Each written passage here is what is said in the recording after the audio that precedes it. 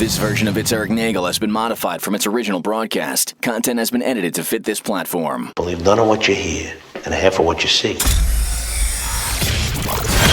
It's Eric Nagel. And it starts now.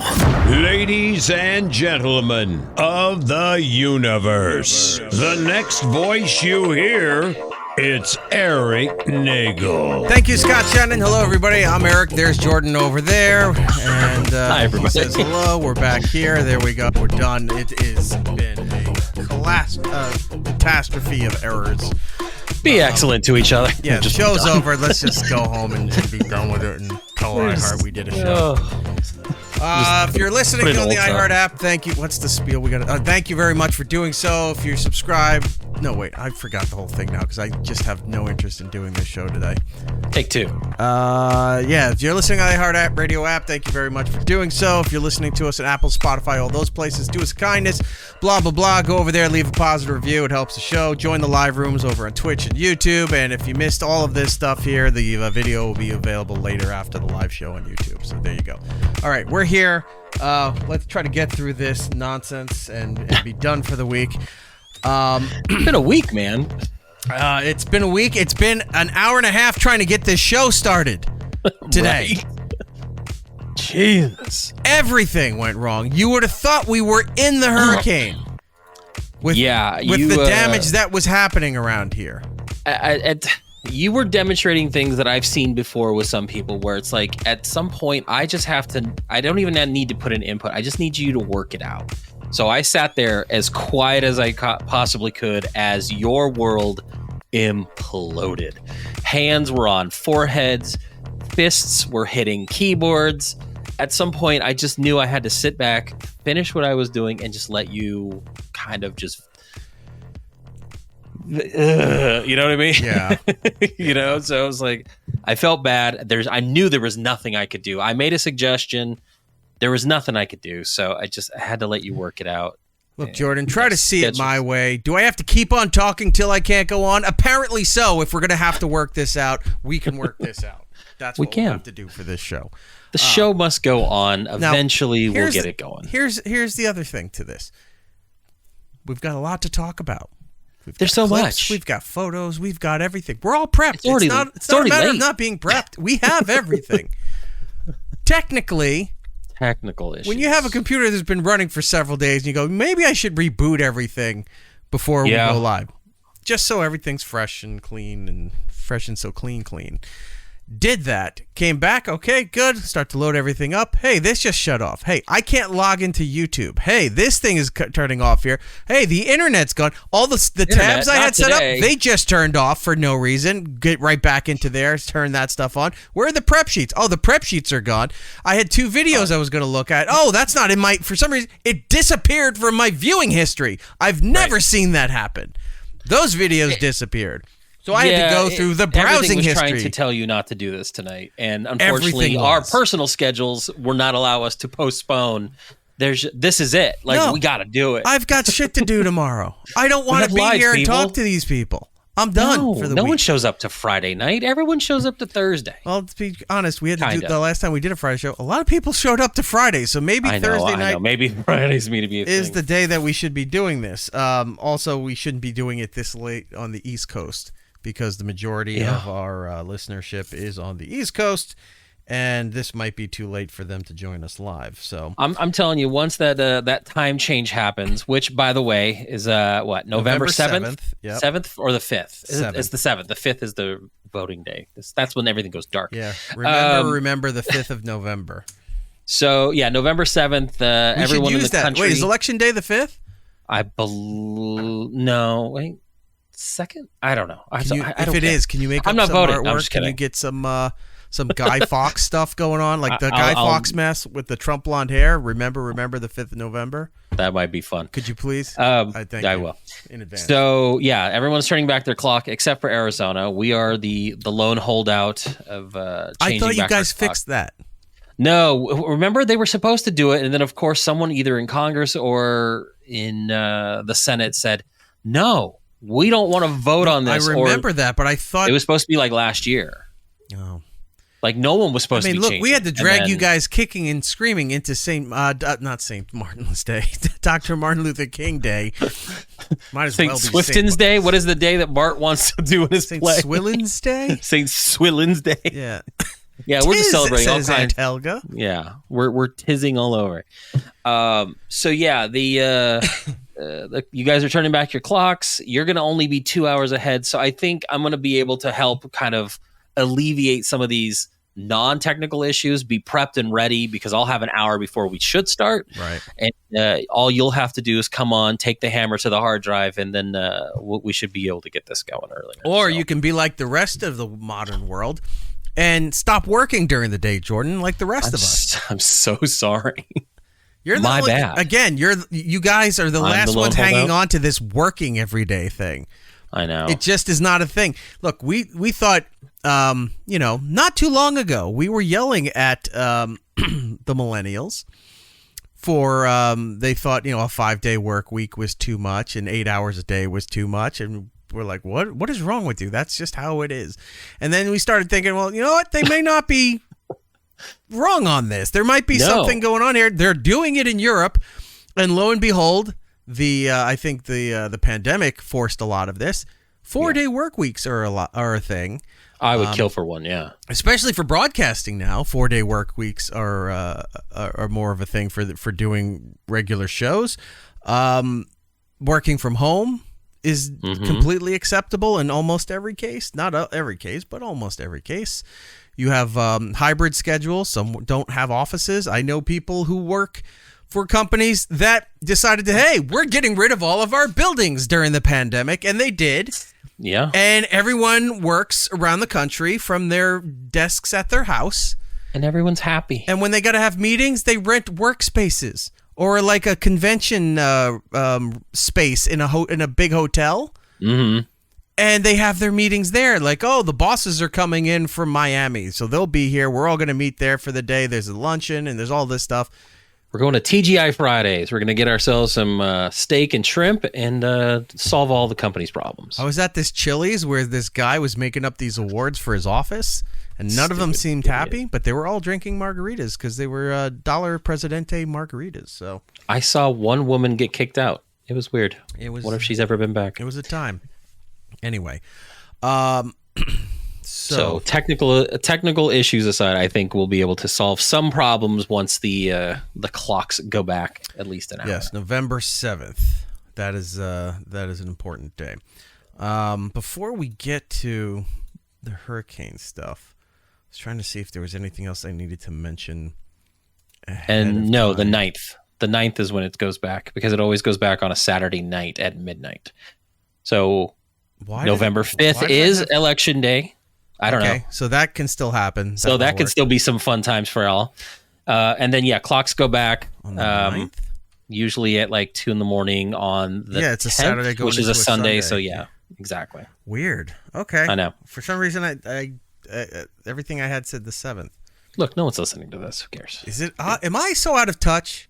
No, it's the children who are wrong. It's the children who are out of touch. All right. I think we've hit a record. We've hit like 9 Simpsons references in the last 10 minutes. Well, we could throw another one. Don't push buttons. No, I could throw another one out of there. Women will like what I tell them to like. There you go. 10. Let's go for an 11. You're a fish tank. There you go. Fantastic. Oh, let's start off with something fun before we go into all the horribleness. Let's do it. So, I don't know why, because I got out of this habit of pulling audio all the time because worked in radio, worked in satellite, and all these mediums that were all very audio heavy for so long. I guess it was just ingrained. But I've really have converted over the last 5 years or something that everything needs to be video and audio because of how we do, how other shows do, what have you. There was an ad that showed up on Facebook for a company called Overnight Oats. Are you familiar with them? I am familiar with the company and the actual process of doing overnight oats. I've done it before. I'm not a fan. I'm too lazy, but yes. Now, because this commercial was not too long ago, and for some reason I pulled the audio and I didn't pull the video for the thing. Not that I think the video matters. The audio is really the key to all of this. So maybe better that I didn't have the video for this. Use your mind, people. You used to say read a book, but we all know that's not happening. So now just use your mind and imagine things. So overnight oats, if you're not familiar, is this process of taking raw steel-cut oats, mixing it with, I don't know if it's milk or if it's yogurt, like a Greek yogurt or something, and, fruit, trail mix, granola, any of those things, whatever you like in there, and putting it all into a container that you kind of screw up, and it sits in your fridge all night so that in the morning it's all congealed. It's literally ready to go. Ready to go, and you can eat it on the go, eat it at work, whatever. Now, again, overnight oats I thought was the process, the actual thing that you were doing. I didn't realize I thought so too. That it was also a company name. It's almost like Smash Burger, where you know what Smash the Smash Burger is, but they also have the chain that does it, which by the way is terrible. I don't like it. The fries are okay. They do the truffle fries, and it smells terrible all the fucking time. See, yeah, that's where we differ. I like those. Right. So like Smash Burger, you know the process of it, smashing the burger down. Instead of having a thick patty, it's flat, almost like a pancake. But then they stack multiple ones up on that with melted cheese and onions. It's fantastic. I'm hungry now. So thinking overnight oats was a thing, not really a company, but apparently it's a company. This commercial plays on Facebook. I don't know why I heard the whole thing, but I'm glad I did, because I'm going to play you the commercial. This is just a portion of the whole commercial was like 2-something minutes. That's a long commercial. Well, on Facebook, that's an infomercial at this point. They seem to do that, and they do it on Instagram too. I know, same company, but sometimes where it's like the ad's going on, and then it says click here to for the rest of it, or click here, to hit the shop link to go get the discount or to go check out. Most of those Instagram ads are bullshit. I'm constantly swamped. A while ago, I was looking into those programs, the AI programs that will chop up your video and give you clips to use online. Right. And they all seem terrible. But if everyone's doing this thing, there has to be something to it. There has to be something that's good. Or is it just everyone jumped on a fad and said, hey, we'll make a shitty program too if they're making shitty programs, and we'll try to just, coax people out of their money like everybody else does. The problem is, I think what happens is that they use these programs and it doesn't curate the content the way you think it should be curated, because when you have a process that you've been doing for many, many years and you've honed that craft. To what we do and what correct. We say. And you've been able to, like I said, hone that craft to a point where you curate it a lot better than an AI program could. Whereas you may not pick these same clips, and I don't think these programs work in the way you would want it to work. And I don't think there's any one program that can do what you want. However, at this point, you may need something that just gives you something for content. Throw it on TikTok or whatever. That looks shiny. There was a bit our pal Tukey did on his show recently, and I was so pissed I didn't think to do this. So he got one of those AI companies that do the clips. And there was somebody else's show that he wanted to pull clips from to play on his show to discuss. Mm-hmm. But he didn't watch the episode and didn't want to do the work for it. So he put the episode into there and just decided we're going to play the clips of whatever this program pulls, and decides that thinks that are great clips. And so he pulls the clips and curates the discussion around whatever AI picked. Whatever AI picked is how they're going to discuss this episode. That is right? Genius. And then, so he's showing something on the screen, which I'm not familiar with the program. Right. Opus Clips, it's called. I know of it, but I don't know like the software. I've never used it. So apparently it gives you a rating. Somehow it has some kind of metrics that it tells you like 97% chance that this clip will take off, and here's why. It's going to hit, yeah. So he's looking through and he's going through some of the highest rated clips, and it's like, all right, let's play this and see why it thinks this is good. And he's playing some of these clips, and a lot of them don't make any fucking sense. But it's funny. And they're laughing. And he's like, why did they think that this was great to pull? And I'm like, this is If I didn't have real life to deal with, this would have been perfect. I still may steal it. Laziness breeds ingenuity. Like, he didn't want to do the work, so he made something else do the work, and but he had to pay. Good fruit. He had to pay for it to do it. But it might be something that we'll take somebody's episode and let's just pull clips and see what it tells us. That's not a bad idea. We'll pull Tuki's show that took those clips. Yeah. That's a cool shirt. There we go. I like that. That's a good shirt. That was from Tuki. Anyway, back to the commercial at hand here. Right. So this commercial called Overnight Oats. Okay. It's a lady in a warehouse, and she's talking about how they process the... Yes, exactly. And I guess this one was somebody placed an order, and you get to pick a certain amount based on the bundle that you get, right? Right.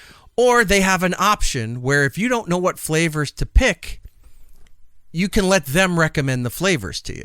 You're like, surprise me. So, like, if you have a bundle of, say, 6, I get 6 flavors, and they've got 12 flavors. You can hit this option, and they'll just pick. The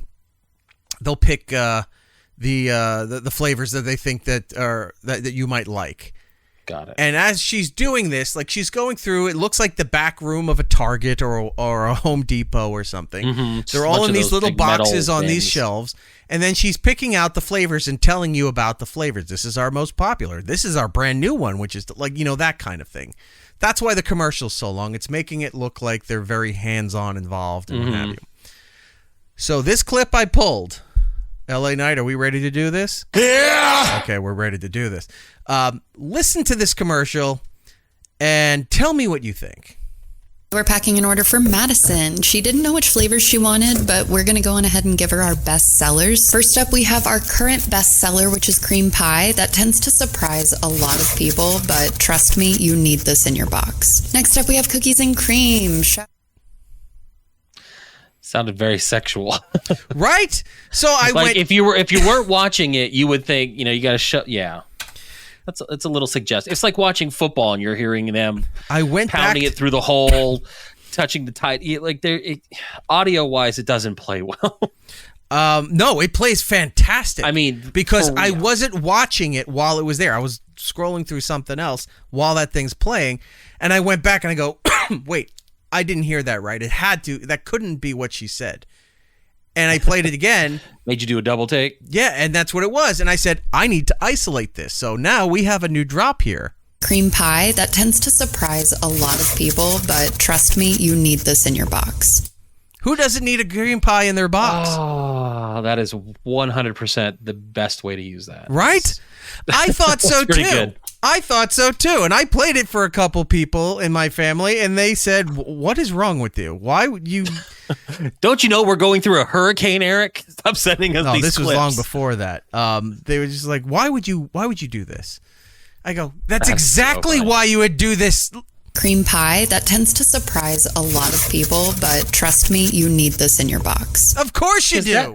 That particular clip could actually be chopped up a couple ways. You could just do one that just says cream pie, or cream pie. Yeah. This is perfect. Yeah, I can do. You need cream pie. This is why you can't have an AI box. program do this job, Eric. Right. You have the ear for this. Oh, I just talked myself. I talked myself out of buying their product. Now is what I 100%. So yeah, so now I can do the cream pie. You need this in your box. Right. Cream pie surprise in your box. Like there's different ways to edit this thing. One sentence has 5 different ways we could use it. Cream pie, that tends to surprise a lot of people, but trust me, you need this in your box. Perfect. All right. No, it's wonderful. Now I'm considering, do I really need overnight oats? Should I go back and buy them and go, thank you for the material that you gave me? It's perfect. Yeah. You should. Well, not got to support a product that gives us hours of content. Ask not. There you go. All right. So there you go. There's some fun stuff. That's pretty good. Let's get into misery here, shall we?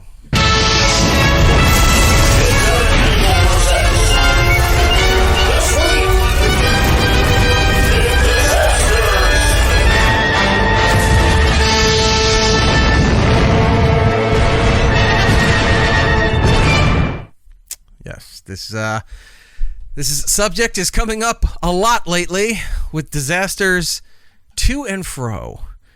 We just dealt with a disaster a little over 2 weeks ago, maybe approaching 3. And we're not done cleaning that up. It took out a good chunk of the country. I mean, last week we were watching some of the fallout from what happened the week prior, and now here we are dealing with another one. And it's not even the end of hurricane season, technically. And what were we dealing with this time around? Hurricane Helene, I believe. No, that was last time. This one now is Hurricane Milton. Milton, yes. Which the correct answer, Jordan, so I could cue the production properly, is a hurricane. It's not playing!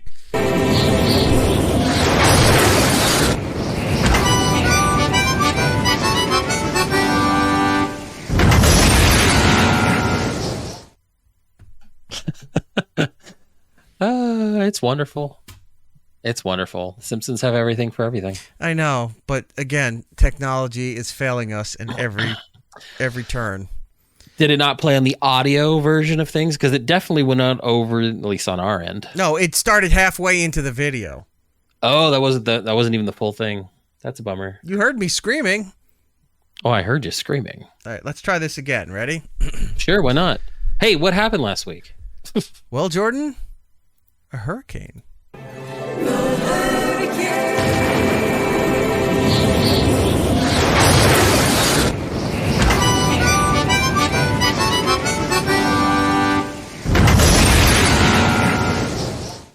Who doesn't love when the harpsichord store explodes from a hurricane? It just blows up. So good. Anyway. There's no record of a hurricane ever hitting Springfield, Eric. Well, there might have been, but, the Hall of Records mysteriously disappeared in 1978. We have no records before that time. It was mysteriously blown away. Anyway, Hurricane Milton started out of nowhere, started from the bottom, now it's here, took out a good chunk of Florida. Seriously, who wants to be known as I got killed by Hurricane Milton? I mean, that's rough. Well, 16 people so far, you inconsiderate asshole. Last couple weeks ago, numbers. You had hundreds of thousands, if not millions, displaced from Helene. Right. Helene. Why didn't they go, it's trending right now. It's Halloween season. This could have been Agatha. Agatha all the way across Florida. That could have been the headline. Hurricane Terrifier 3. Yeah. Now hitting theaters in Florida. But anyway, this thing started in the very far part of the Gulf, right off the coast of Mexico there, and jumped up out of nowhere. Revved up to a Category 5 in 2 days, which up until this point in recorded history was unheard of. And then just full throttled it. I guess somebody started playing Kickstart My Heart, and this thing tore ass down the Gulf Coast and went right into Florida. Flooding, high winds.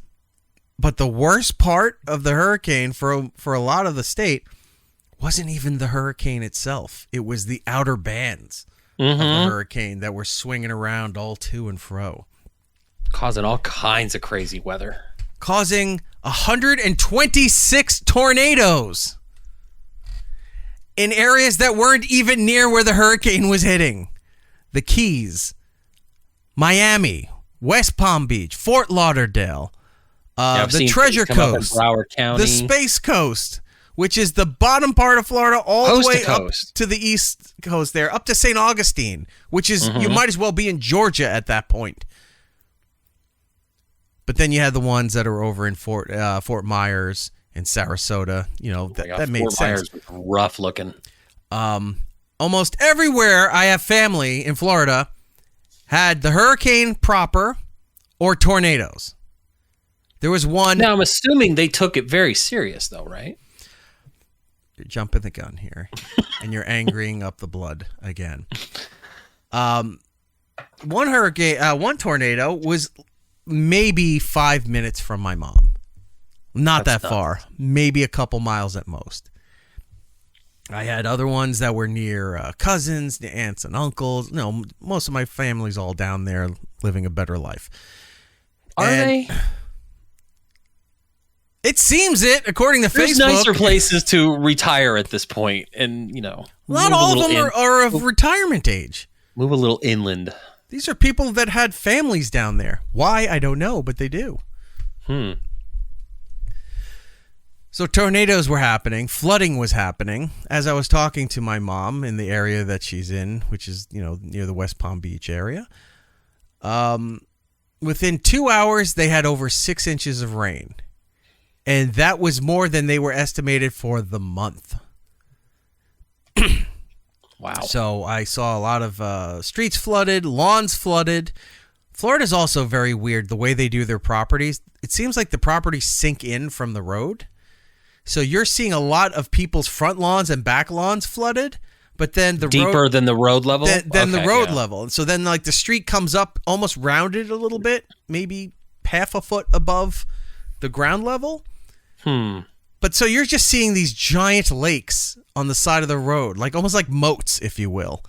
And then finally, when the road's gone, then your property is at least a foot underwater. Tornadoes are happening. Flooding's happening. Dogs.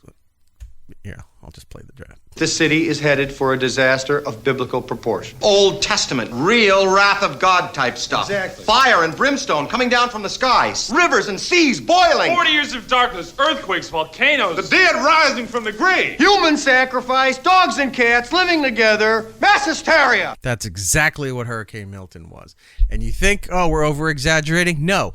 The guy who is like head muckety-muck for whatever the Hurricane Society is, I'm really glad they made the Hurricane Society. The guy was on the Today Show a couple days ago, and he's just saw like the barometric pressure? Barometric pressure, yeah. Jumped. And he took off his glasses and rubbed his face in a way we haven't seen since Walter Cronkite announced that Kennedy had been shot. He sat there and he goes, I don't understand this. Like the pressure dropped so fast and the thing jumped to a 5, and he goes, this is of biblical proportions. It was huge. And then the hurricane got to it at one point, got to the mathematical limit that the earth would allow for a storm to function over the ocean. It maxed out as far as size, pressure, and speed. And that's around the eye wall. The outer bands were over 220 miles an hour at one point. Like, this was mass destruction. Goodbye. Everything's gone. This all comes in. We're waiting for the hurricane. It's starting to decrease. It's a 4 now. It might be a 3 by the time it hits, so everyone's feeling a little bit more relieved. You know, chances of survival going up. Not much, but going up. But then the tornadoes started happening. And this was like, what is it? You know how you send the army in before the Marines start showing up and fucking shit up? That's what was happening here. So I put together a montage of tornado footage that was going on, and it's insane. All of this was happening at once. It wasn't just like, oh, this happened, and then several hours later, this happened. In one of these clips, there's 2 tornadoes at the same time, right on I-95. Look at this. Is it coming this way? I'm getting scared. Sheesh. I mean, at some point, they're just trying to get rid of Florida, this right? This lady's like in a fast food place or something, and she's just watching a tornado go through a commercial. Oh, she's at Wendy's. Oh, is that where she's at? I think so. Coming this way? They're doing the Krabby Patty meal.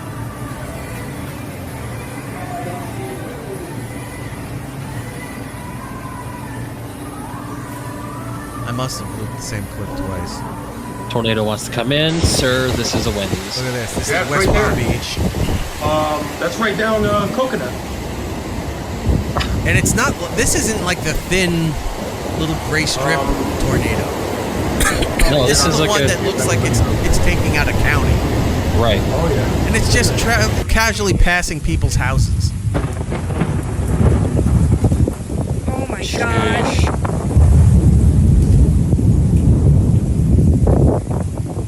That is. See, those are the ones that freak me out. That they're traveling so fast that it's just going over the road. It starts hitting power lines.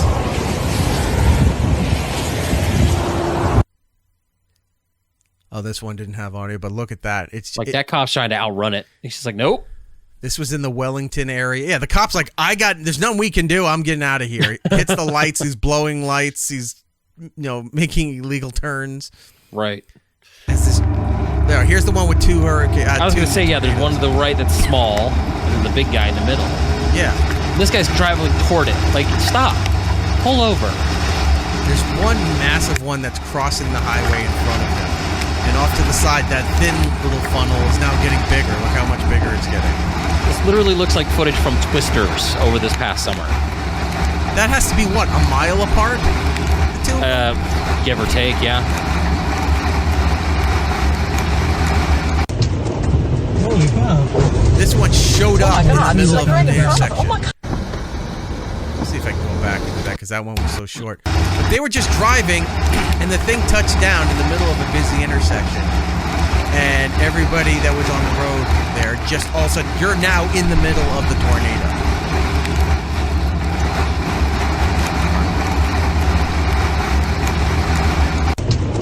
Right here. Look at this.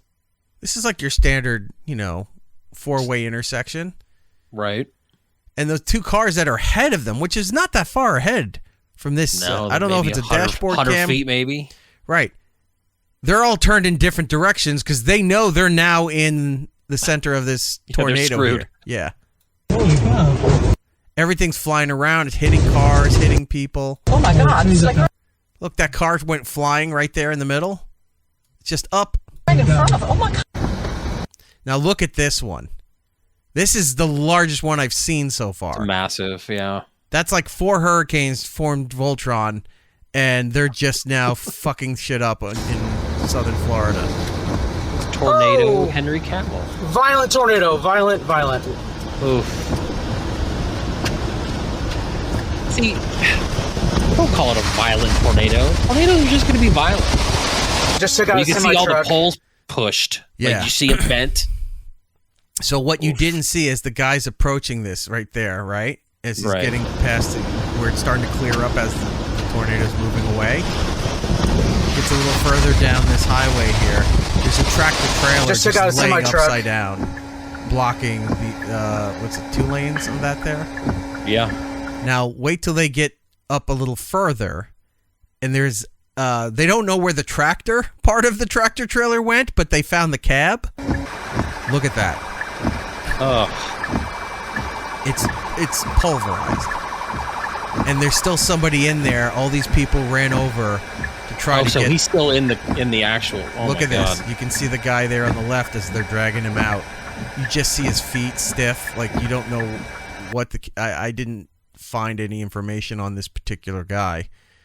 It might not be available yet. I don't know who the name is or the location of this. But look at him. His legs are not moving as they're dragging him out.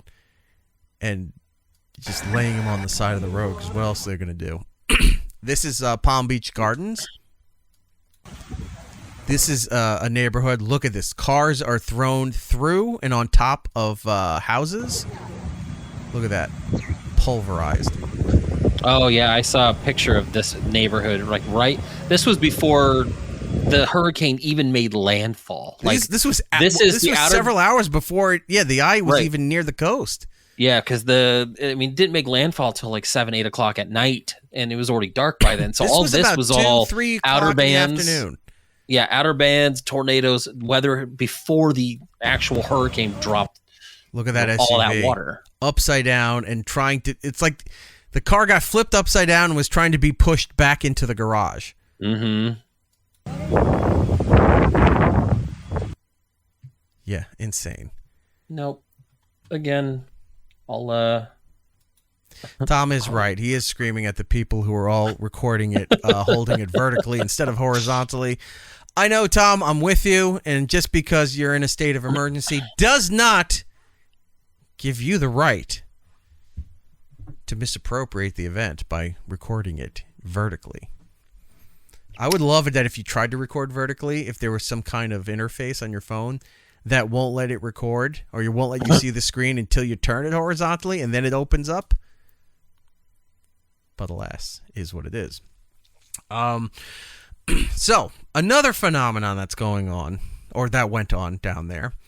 This was mostly on the West Coast. I have not seen any East Coast reporting of this. I have not seen any Southern Florida reporting of this.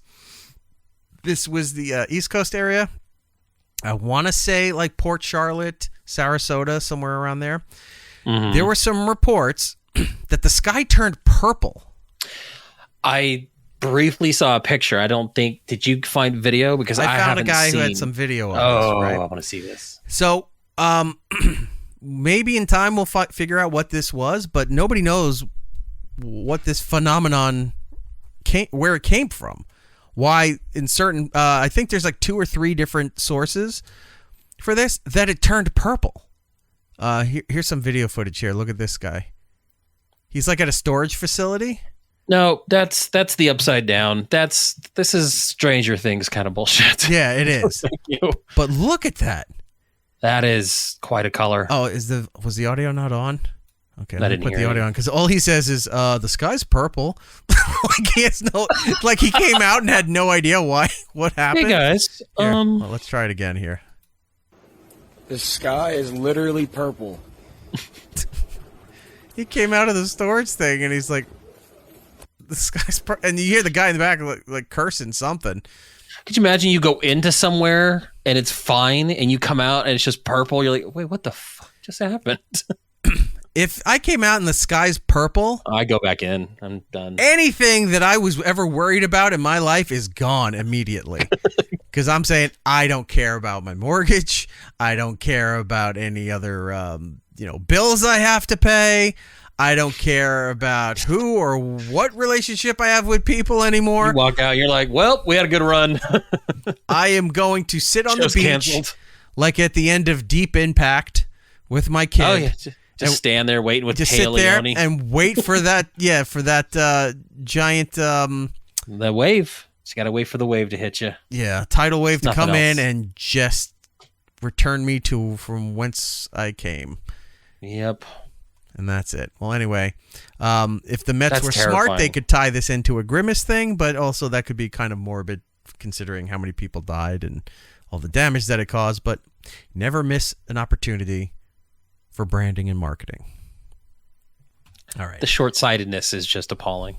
So as we're seeing destruction and all this other stuff is now starting to come to light, one of the big focuses was the stadium for the Tampa Bay Rays, the baseball stadium, Tropicana Field in Tampa Bay. And this stadium was set up as a makeshift shelter for like 8,000 people. And it was supposed to be for all the people that were coming in to do emergency work, to do electrical work, clearing roads, those kind of guys, the real men, when they show up in their diesel trucks coming from all points around this great nation of ours to come in and do all the things that we cannot, the real men show up. So this was supposed to harbor them. Well, I thought it was kind of odd because they don't have a proper dome on that stadium. It's like a soft dome. Mm-hmm. And they're saying, well, this is fine. It's outlasted other storms. This will be perfect. And, well, that theory got put to the test this time around, and they failed. Because look at this. As we're watching the storm, and there goes Tropicana Field rip. Starts ripping the dome off of Tropicana Field. Right. And that's just one little division of it. Now that you got the wind tunnel coming through, look at it. Oh, that was about an hour later. Most of the is gone. Somebody was working inside, took some video here, showing you It's like a janitor going, God damn it, I got to clean this up. He's like, I'm not, I quit. I quit. I am taking all my sick and vacation time. Right. And cashing in. And then I'm going to quit. So you're seeing from inside some kind of plexiglass, like an office or a box or something. And you're seeing the stadium, you're seeing the field, and you're looking up, and the roof is gone. And the water's coming in and what have you. Just seeing the wind blowing everything around. It's just everything is ruined. Now this was interesting. Somebody, as soon as the winds died down, somebody threw their drone up in the air and sent it right into the stadium. And this was officially the first look people had at what the damage was, and from an HD perspective here. Look at this drone as it's flying over. The roof is gone. You're just seeing that red emergency light so that planes don't hit it. Jeez. Look at all that. This essentially looks like somebody snuck into your high school gym and toilet papered it. And toilet papered the rafters? Yeah. Yeah. That's what, because whatever that fabric was, the material was that makes the dome, is just hanging in ripped torns. This looks like when you walk into the set of an alien ship. And you just see like weird biological vines hanging in. It's smoky. You can't see what's going on. Are there aliens? Are there face huggers?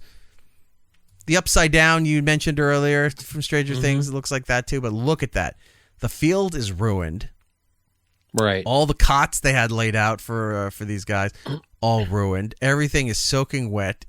There's just debris everywhere in the seats. And then structure on the outside fell over. Another building. One of the braces, because you can see it's built almost like a circus tent. It has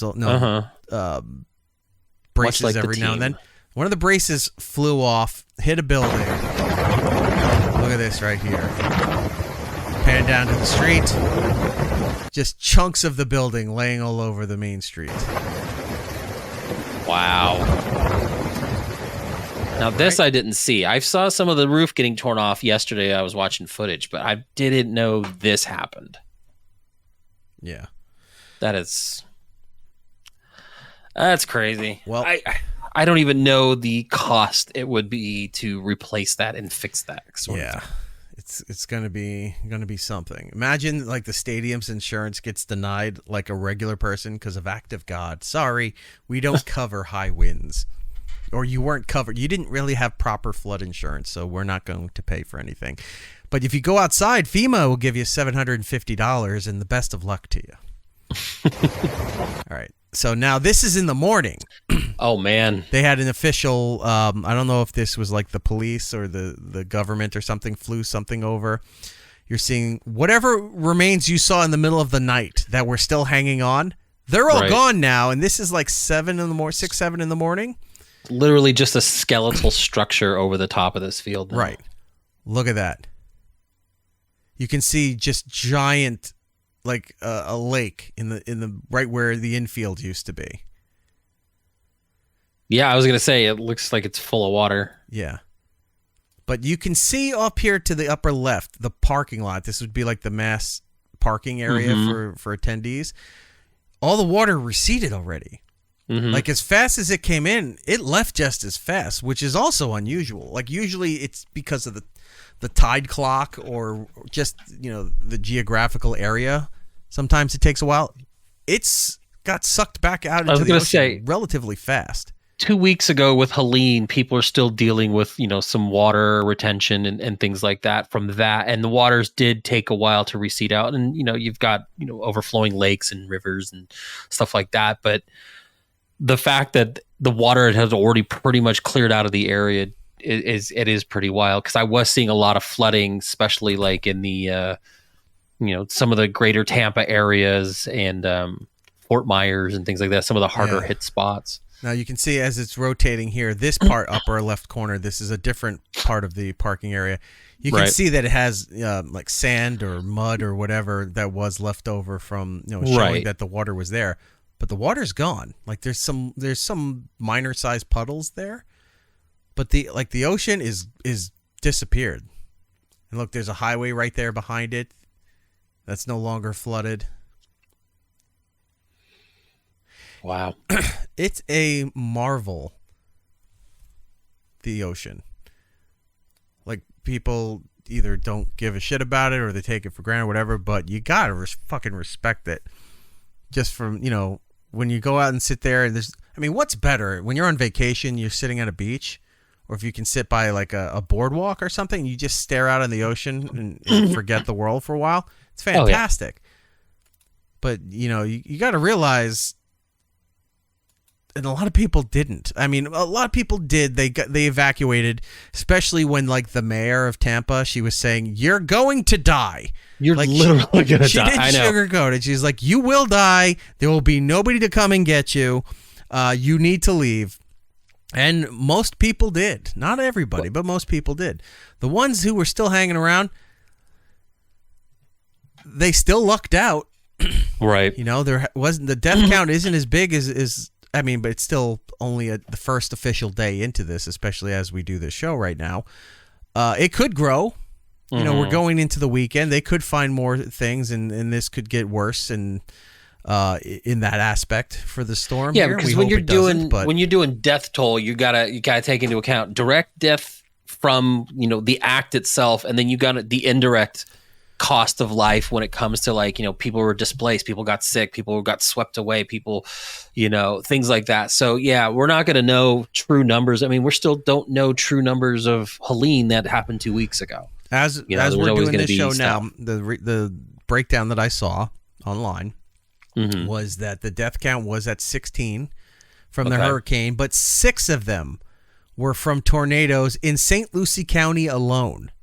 And that's on the east side of Florida, right? Like that's so it seems complete opposite side. The majority of these deaths right now, at least as far as they know, were all the tornadoes on the east coast of Florida. Wow. So again, this will probably grow, as we'll come back next week and see where we're at with all of this. But a lot of people did leave, which was good. Some didn't. But you got to learn from this shit. You got to respect the water. Some of them are just like, oh, it's not going to be that big a deal. There are these videos that are going around talking about storm surge. They've been going around for years. And, of course, they show up again, when hurricanes show up. And it goes to show that the Weather Channel makes too much money because they do these CGI videos. I saw. Is this okay? Is when they talking about the height water of level what and what it can do? Yeah. So I pulled Disney this one Plus here. level. So what does that look like? Well, let's show you. Okay, so what this is this guy is just standing like on the corner of a neighborhood, right? And there's this stage disc, if you will, on the corner of somebody's lawn here in the corner of a street. And he's going to explain what the different water levels and what it actually does and what it will affect you and where you live. Imagine this. Imagine 3 feet of storm surge right here. Now, if this amount of water catches you by surprise, it's too late to evacuate. Cars are floating around and floating away. There's large objects in here. Thing with the cars, by the way. I haven't seen footage of it yet. But during the last hurricane, during Helene, you were seeing the ring cams, security cams, CCTV stuff of the electric cars blowing up from the salt water touching the battery and everything under the car, and not blowing up like in a massive explosion, but you're seeing the undercarriage of the car blow up and catch on fire, and these cars were burning, all these electric cars, because they're not meant to deal well with the salt water. Now, here's the thing. And I'm not picking one company over another, but the ones and the footage I kept seeing were all Teslas. Right. I saw one. Have you ever heard of the company Rivian? It's another electric company. No. They make trucks. They have these trucks, and then they have like a good size SUV. In a couple years, they're putting out like a mid-size, and I'm seriously considering going with that company. Okay. Some guy from Hurricane Helene has a Rivian, and everything came through, dust, debris, mud, water, everything. took his car, moved it, covered it and everything. Nothing happened to it. It's fine. Completely drivable. I saw a video of it and I'm like, he goes, yeah, this pretty much sold me on my choice because it was waterproof, so nothing went in. The inside is completely untouched. The outside looks like it was covered in mud for days. And mud caked in the bed of the truck, caked on the outside. So I honestly don't know if it's how the cars are made, if it's a Tesla thing. Again, not throwing aspersions a certain way, but the only footages I have seen of these things not only are you throwing Teslas. Throwing aspersions, you're casting aspersions. Casting. Hurricane style throwing at them. Because, yeah, it was Jordan all along, casting aspersions here and there. But, yeah, I mean, it's so far, the only footage I've seen of this has been Teslas. Tom from Alberta, our pal Tom from the Great North Way. The electric Amazon trucks are made by Rivian as well. Yeah, they're pretty solid from what I can tell. What you don't see on the audio version, we have the video paused. The guy standing there, and they're simulating 3 feet of water behind him. And Bartholomew in the chat saying either he's very small or that scale is a bit off. At least the initial shot, because that car behind him seems huge. Yeah. It is weird when you're just standing in a giant green screen warehouse. Right. And it's hard sometimes to get proportions right when the camera keeps moving artistically around the thing. It's like, look, we can do it in a 360 sphere. Right. But the proportion of the one guy who's not generated looks all fucked up because you're doing this. But yes, he looks very tiny compared to, you know what it looks like?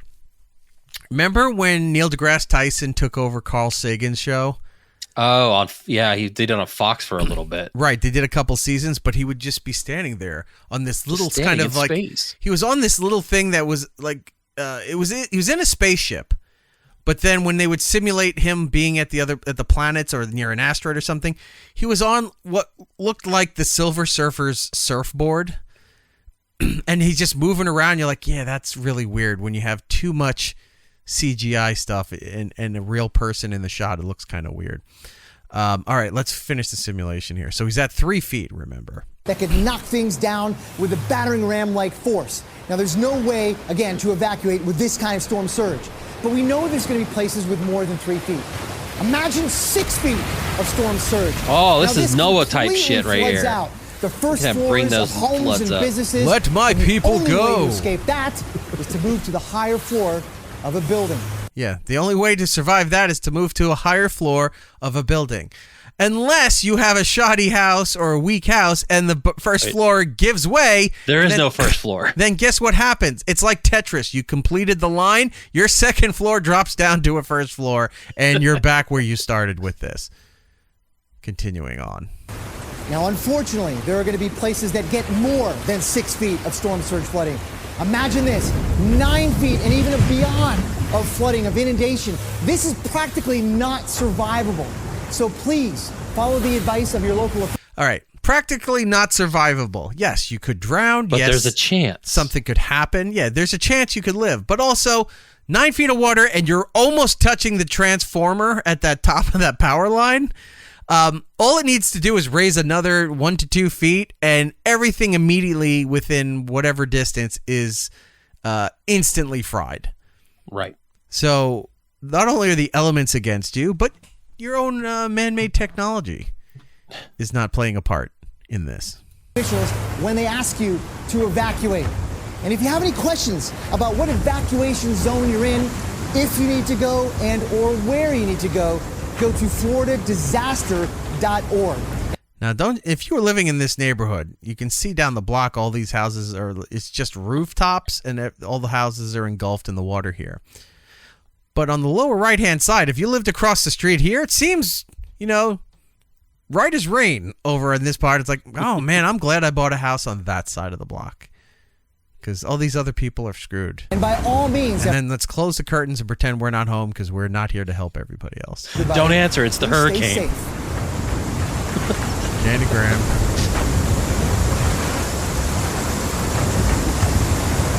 Now, if they really wanted to drive the point home, because now this is looking like a hurricane hit, GTA is what this is looking like here. If they really wanted to be funny, you'd just see bodies kind of floating here. And you'd hear that CGI'd corpses? Yeah, they'd have look, this is supposed to be in the interest of public safety, and you're trying to get people to really take this seriously. You have to go all out. I mean, they have the budget, obviously. We CGI'd boxes, and then look, there's your neighbor. Yeah, and you're just seeing like people bloated, face down, floating. Like one guy hits that pole and rips apart, like that old footage we saw where the storage container wrapped around it like it was a twisty tie for a bag of bread. But you see the people floating here, and then as it zooms in, you hear that noise from GTA where it goes, when you die, it goes, and then it turns black and white, says wasted, like that. I would love if they had a natural disasters element in the new GTA. Kind of like how in The Sims, where you can just have natural disasters happening. It's like, hey, the city's going a little too well, or these people in the city are really pissing me off. I want to fuck it up and get a tornado and a hurricane coming in here. Let's make this game interesting, because I've leveled up. I've done everything I could, and all they complain about is taxes, and I'm sick of it. So let's just take out San Andreas right here, especially by the beach, and have some fun with this. Tom from Alberta saying, this is Florida. Where are all the alligators? Right. There should be alligators. Tropicana Field. A couple of barracudas. A fin here and there. It's missing out. I think that's the end of this. Yeah, that's the end of that one. But I want to show... Hold on, Tom saying, Eric wants GTA Godzilla. Yeah, who doesn't? If you're just driving around, you're smuggling weapons, you're on a drug run, you're fighting with people, people are flying around with their hover bikes and their other nonsense cars. It's just, having fun as you do. American flag and the monster city, trucks. Right, and you're hearing the alarms from the city like they do for a tornado. And there you go. You're like, hold on, I got to turn down Laszlo. Yeah. Laszlo's, screaming on your radio while you're driving through the city. Right. The Godzilla alert comes off, and you're like, oh crap! You got to ditch your car. You got to try to get into the safety checkpoints, because all of a sudden you look down the street and there's the coast. All of a sudden the Godzilla head comes up, and he's just gonna walk around and wreck shit up. He takes out the casino, and then he just climbs over the mountains, and that's one of those areas you can't go past, so you don't know where he went. And it happens every now and then, so you can't predict when it's going to happen. So, Oh man, that would be actually really fun. I'll write that idea down. GTA Godzilla. That would be interesting. Need more natural. But since we watched the simulated storm surge, I'm going to show you some footage of a real storm surge if it's not sinking in there, or if you're not taking it seriously because of, GTA Godzilla that we just watched. This is from a couple years ago, Hurricane Ian. Now, we have this time-lapse footage because I guess it was like I don't think it was like a ring cam. I think it was one of those cameras they use, I think, to like check if people are blowing the stoplight or something. Okay. It looks like some kind of city cam because it lasts pretty well through what you're about to see here. But this is a time lapse of a certain area where you get to see, you got a front row to see real the storm surge and what it actually does here. Look at this. So this is, again, it looks like a street cam. You're at a corner of a road. It's a beachside town, city area. What I was seeing yesterday during some of this stuff, before things started to hit land and make landfall, they were putting up what they called surge cams. So this could be something kind of similar where they mount it to like a pole so they can monitor. And that's what some of the footage I was watching the other day was surge cams. So you can just like you're staring out, watching things, the ocean receding or coming back in, things like that. So it could be something similar because I don't know if like the cameras that catch you going through red lights do footage probably this clear and this continuous. Okay. So somebody's spying on people for our entertainment. It's like an Earth cam. It's like, hey, let's just spy on neighborhoods and see what's going on. Those are Which, great. by the way, I was watching a lot of those cameras while the hurricane was going on for live footage. Oh, yeah. Was very interesting. Real quick, Pizza King in the chat saying, if the Weather Channel can make weather coverage interesting, then there is absolutely no excuse for that awful Borderlands movie. 100%. And I also concur. Continuing on, we're just staring at a corner of a, I don't think it's a full intersection. It just looks like a side road to a main road. You see some palm trees. You see a sidewalk on the left side here. There's some kind of pink building, and I'm not sure what that exactly is. And then what appears to be either a garage or a hotel behind it. The giant one over there. Or kind of like apartment complex, something. Yeah. Right. So this is watching. It looks like a storm's coming. And this is in Florida, right? I think so. Yeah. It's a little wet. The skies are gray. A car was just driving by. You see some wind. Nothing too big. Now it's time lapsing. Look at that water coming on. You're starting to see the ocean creep up. Oh shit! Yeah. Was that real time, or was that just a cut to another shot? This is like blending. It's a steady cam, but it's just blending the time. Oh, I know. The way the footage looked, you saw this water come in, and all of a sudden there was just this layer. I'm like, oh my god, that is quick. All right. No, it doesn't. Imagine it worked that fast. There'd be no chance at all for anyone. There's no one surviving these things. Yeah. All right, so right where we're at here is you're starting to see the ocean come up the street from, I guess, the behind the view of the camera is where it's encroaching up on the properties here. I mean, it's right on the water. You can see that sign's pointing to the beach. Like, this is all beachfront property. So whatever we're seeing, there's probably just sand behind us. So you're seeing water on the sand over here, and then it's coming out onto the main road right here. Right, a little windy. Give it a little bit more time. Now, like, the road is completely underwater. The whole block is completely underwater. I would say, this is 2 feet of water? 2 feet, maybe, yeah. Because I'm seeing the fire hydrant right here in the middle. It's not fully engulfed in it, and those things are usually about 2 feet tall, 2.5 feet tall. So here we go. Okay, now it just looks like your whole basement is flooded. Like you came home and you didn't check your hot water heater. The road is completely... You don't see the road. The road's gone. The signs are gone. Submerged. You don't see where the road to the beach is.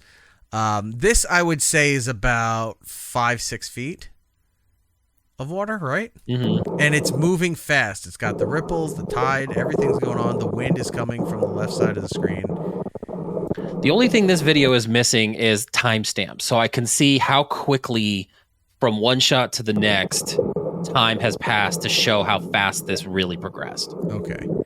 You know what I mean? That would be... Now look at this. I mean, Jesus Christ. Look at that. Added another 3 feet on top of that there. You're seeing white caps all over the place. The camera just got splashed with the ocean. You see crab fisherman boats now.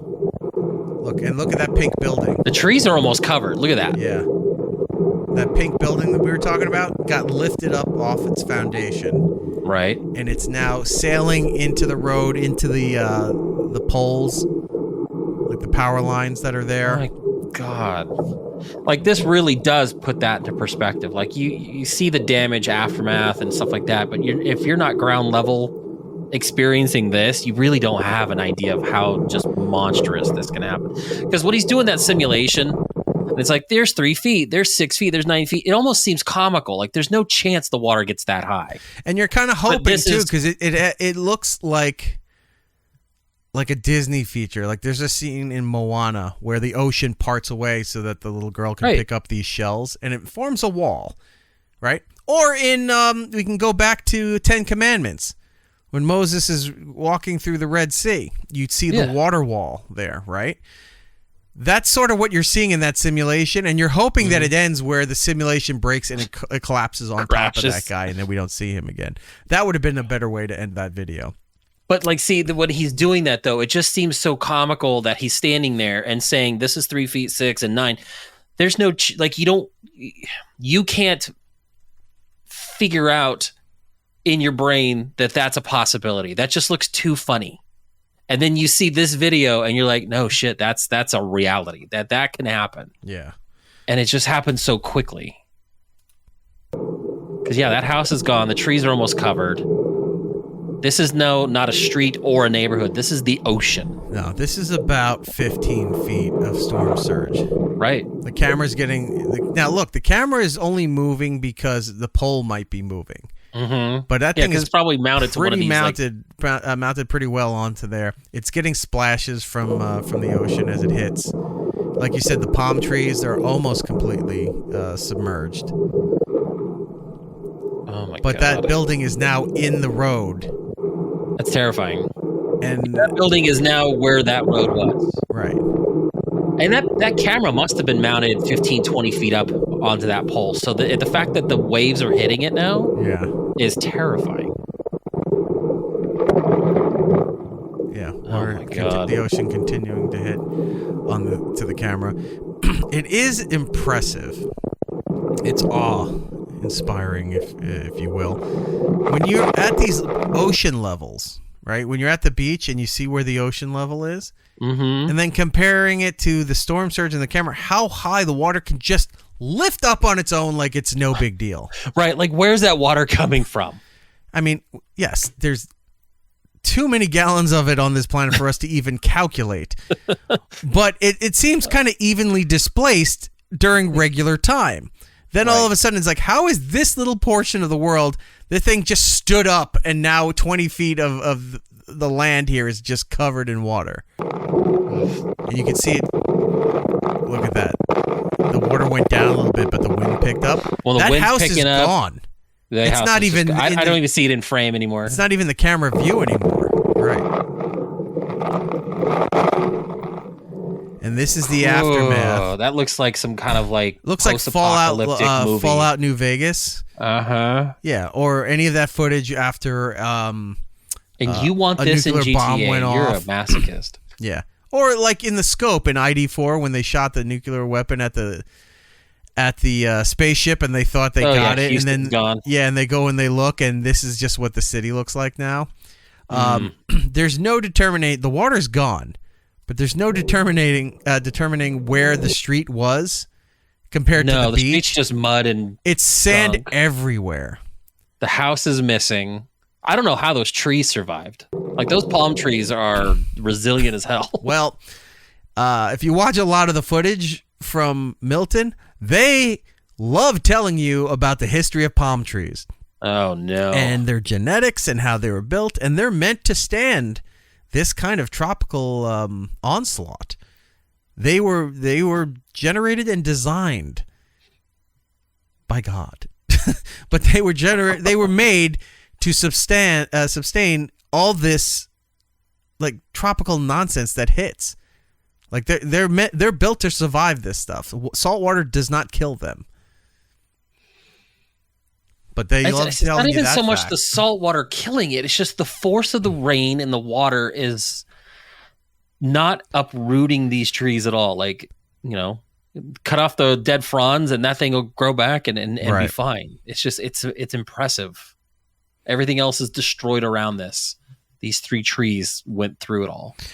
Tom saying, you don't believe it could happen when the weatherman showed 9 feet because they are the same people that warn of 5 feet of snow and there's never more than 2 inches of snow. Look, I have to ask, what is snow? It's when this water is cold. Yeah. Ooh. So instead of it flowing, it's a giant lake, and you're even more fucked because you don't even have a chance to swim out of it. You're locked in time until it thaws out. So anyway, yeah, there's that. And did I have anything else for that stuff? No, that was pretty much it. It was a difficult time at all. Most of my family's all good. I have some family that might have some property damage as they were over in the Tampa Clearwater area, but they can't get to their place yet. So yeah, I was actually just going to ask. I know there was some consternation about your involvement of their safety, but was there any damage done to any of their properties? How's your mom doing? Things like that. Again, all jokes aside, all the East Coast Florida people, they're all fine. Okay. Very minimal damage. A lot of downed trees. Some areas in their towns had tornado damage, so there's like street lights down, power lines down, things like that. They all have power because I checked in this morning, super early when everybody got up. All had power, all had running water, everything was fine. Again, a lot of trees down and branches everywhere, that kind of stuff. So, all things considered, pretty good spot to be in. Yeah, my boss is actually on the West Coast in Naples, just south of, Fort Myer and stuff like that, about 30 minutes south. And they had high winds, they had some rain and power outages here and there, but overall, they were pretty unscathed. Yeah. So it's just crazy how even a 30-minute gap of distance between Fort Myers, which I was seeing tornadoes touch down and tons of damage and flooding, and down in Naples, everything was, an inconvenient storm. You know what I mean? So it's crazy. An inconvenient truth, perhaps. I will not support that. Okay.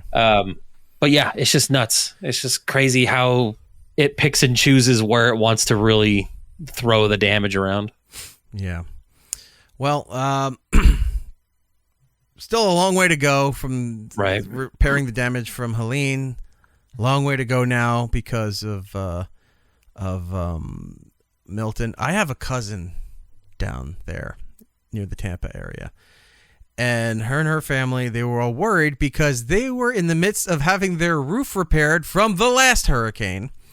And part of the roof was not there on the house. They had no tiles on the roof. But I come to find out that they had everything else. They had all the boarding, the weatherproofing, everything was there except the tiles in portions of the house. So they were worried about, is this going to damage the roof and the house? And because they're not fully repaired from the last hurricane. And lo and behold, they were fine. Very minimal. The weatherproofing was already on there, and that held. So it might have been a good thing that the tiles weren't on there because they probably would have blown off. Right. So, everyone's good.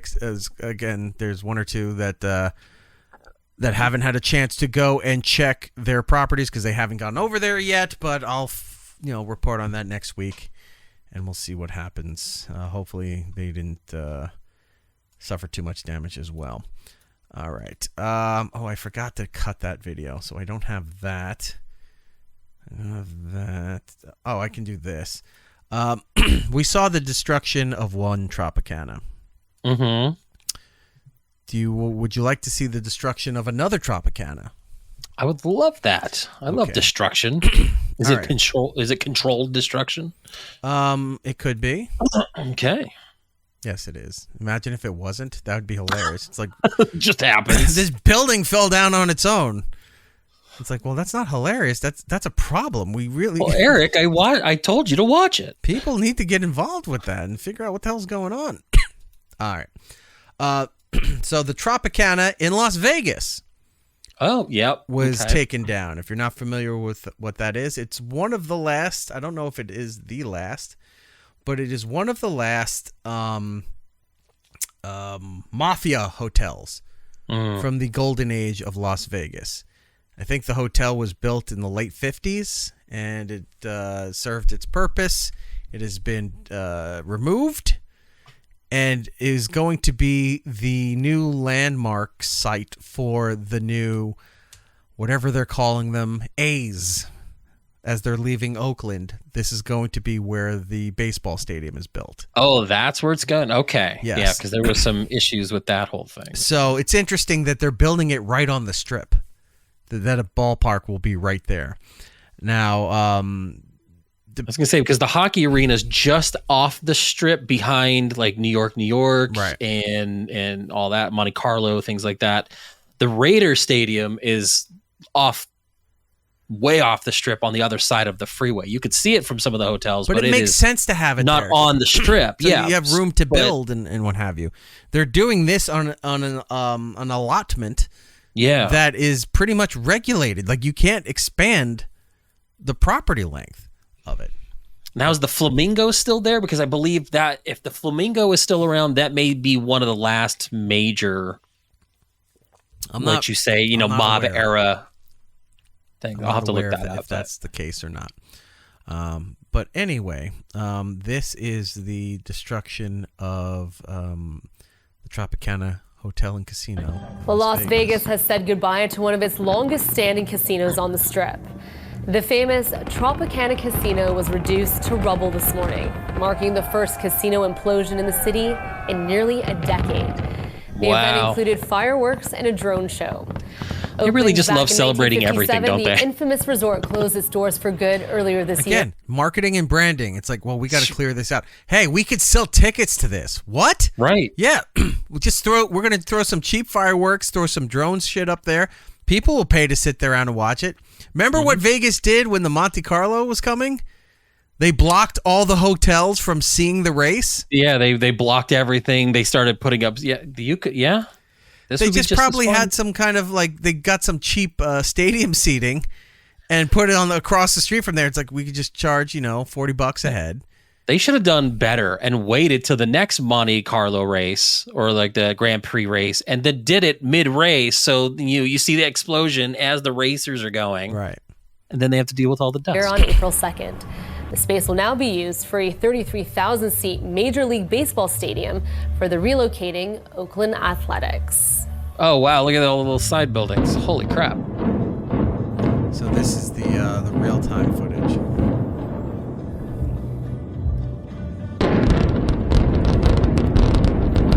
Building on the left, go bye-bye.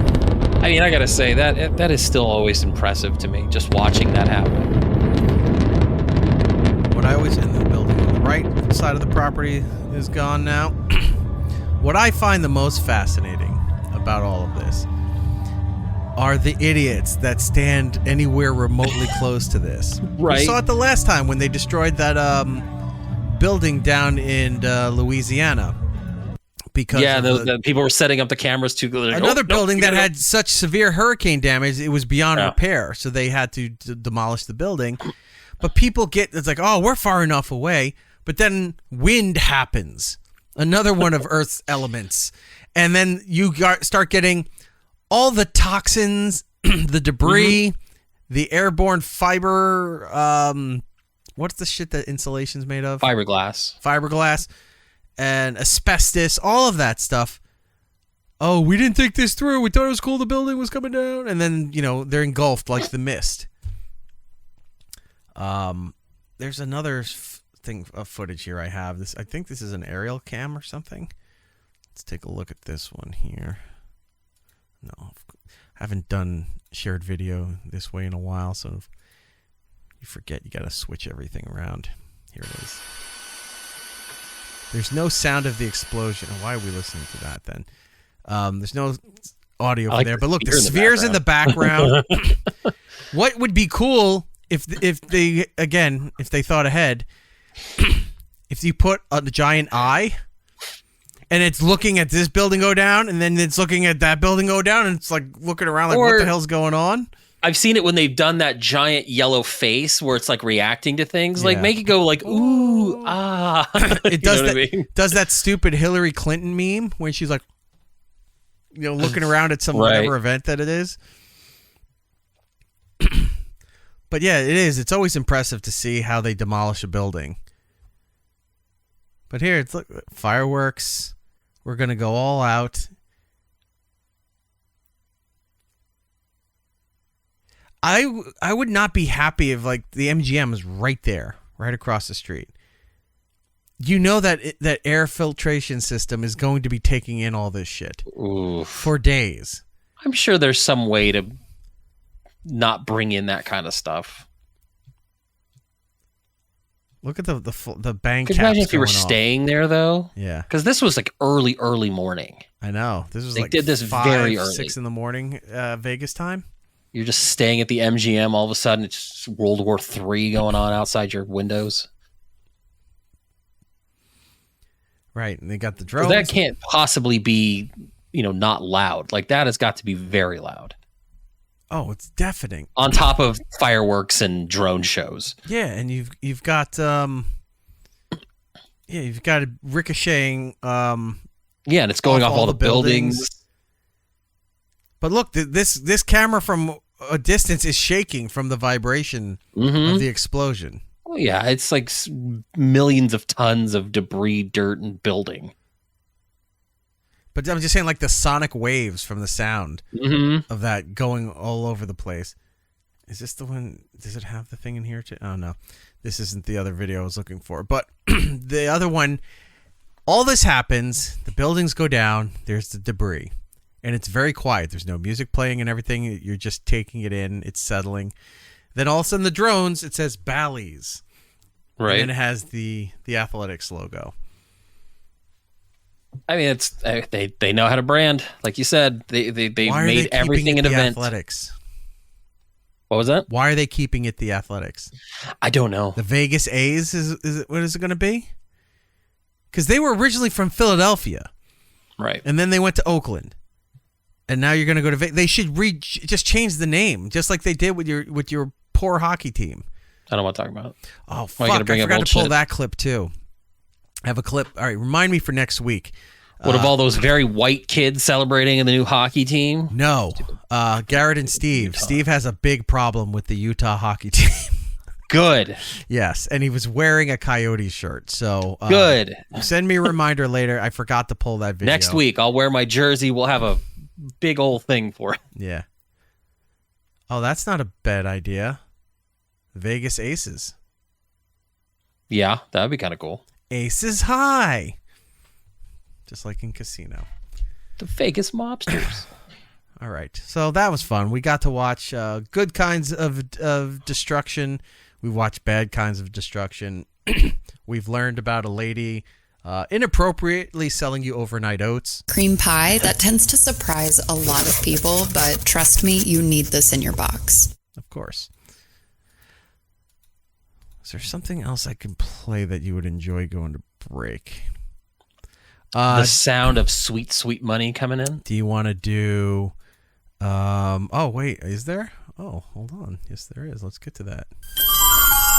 Super chat from Pizza King. $10. Thank you, sir or ma'am, or whatever the case may be. Lots of blockbuster flops so far in 2024. Madam Web. Was Madam Web this year? In February. Wow. Borderlands. This year, something's up with the year.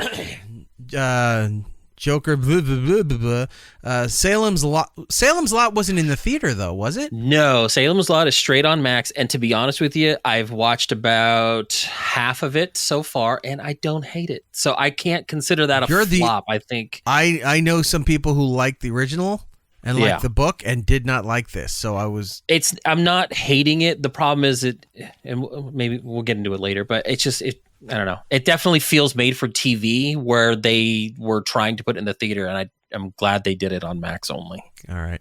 And Horizon, can they make a movie so terrible that it is remembered as the worst movie of 2024? Huh. I think Joker might be the more high profile failure, because Borderlands kind of goes under the radar for people. Madam Web forgot it was a thing, and it's become more of a joke, kind of like what is it, Morbius. Yeah. But I think Joker is one of those ones that people were like, the first one was an Oscar-winning movie. It's amazing. I can't believe they're taking this swing, and it is a failure. So I think that is going to be the biggest. I had a contender, but it turns out it's not coming out until March, so it doesn't count for this year. But it was going to be, I was going to say, for the worst movie of 2024, if it comes out this year, would have been the new live-action Snow White. Oh, it's Rachel Ziegler. Mm-hmm. Because she can't keep her mouth shut and pissing people off about this thing. She's a problem. People were upset with the fact that they got rid of all the dwarfs. The dwarfs were key to the development and the purpose of Snow White. Mm-hmm. So you took that away. Snow White was also named after her skin being white as snow. And that's how the story goes. But they changed that origin too, because Snow White was abandoned and survived a snowstorm, a blizzard, and that's how she got her name now. And now she is That's why she's got more melanin than normal. Yes, for someone who survived a snowstorm, she's very, she looks very from the equator, if you will. Well, they couldn't title it That Avalanche Bitch. So they could have, and I'm sure that would have been better. Right. Maybe if they do a live action Frozen, that could be that avalanche bitch.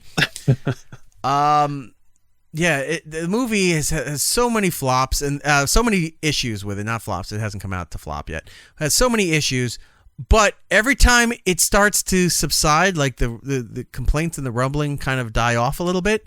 Right. Stupid opens her mouth online in an interview or something and pisses everyone off again. Yeah, she's not very good at that. No. And apparently, from what I hear, very hard to work with. So, I mean, she's just a terrible person. Didn't they fire her from Scream? Wasn't she the one? No, that's she Melissa the one from Barrera. Scream. That's a completely different person. If you say they all look alike, I was going to, kick you off camera, but give you a thumbs up on the side. She doesn't shut her mouth in a lot of these things. She pisses a lot of people off. And I still don't understand the complaint where like Disney doesn't have enough representation. Really? Have you not seen the history of Disney movies? Because they focus on, each movie focuses on a different aspect of human life, a different culture, if you will. Going back to forever, you could say, oh, it was all white princesses, whatever. Okay. Well, then you kind of had Caribbean culture a little bit with Little Mermaid, but a little bit, not there. But then the next movie, Aladdin, was all Muslim culture. So like, okay, there's something there. And then as they moved on, look at Encanto, which is a hodgepodge of Spanish culture, but it's a Colombian family. It's based on Colombia. One of the biggest movies of all time, Moana, Pacific Islanders. Like, that's what they do. They're good at doing that. And you're going out and shitting on the audience saying, well, there's not enough representation. No, there kind of is. You just can't have everything. The running joke and the meme that's out there is that scene in the first Batman Begins movie where he's sitting in the tumbler and basically says, does it come in black? And that's basically how Disney sees everything, where it's like, oh, this is a good script. Can we add whatever minority? And it's like, some things you just don't need to change. Do something new. Whatever. I'm not going to get into that. All right, before we go to break, I want to do one more thing. We're not going to have time to do the Chad Duke audio. We'll do that another time. I don't have the Spanish guy stuff here ready, so we're going to have to wait on that.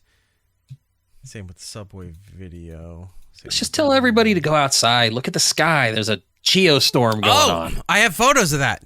I added more photos, actually. So there's a lot of photos. I have photos from what was going on here. I put in everything from New York. You did? Yeah, go into the all the photos in there. I loaded like 3 or 4 more. Oh, I don't care about everybody else's photo. I only cared about mine. All right. Well, then look at yours. I don't care. So, you're the king of the castle. Literally minutes before the show. The sun sets before 7 p.m. here now. So it's been dark for roughly 2 hours before we started the show, an hour. Right. This was outside. Look at that. That's nuts. Like after the show, I'm going to go out and see if I see anything. Because apparently you're supposed to be able to see something. Right. I mean, as far south as Georgia and here in Arizona. Yeah. But you can see the stars off to the side there. Mm-hmm. So that was around here. That's what are these other ones? Where are these New ones York. from?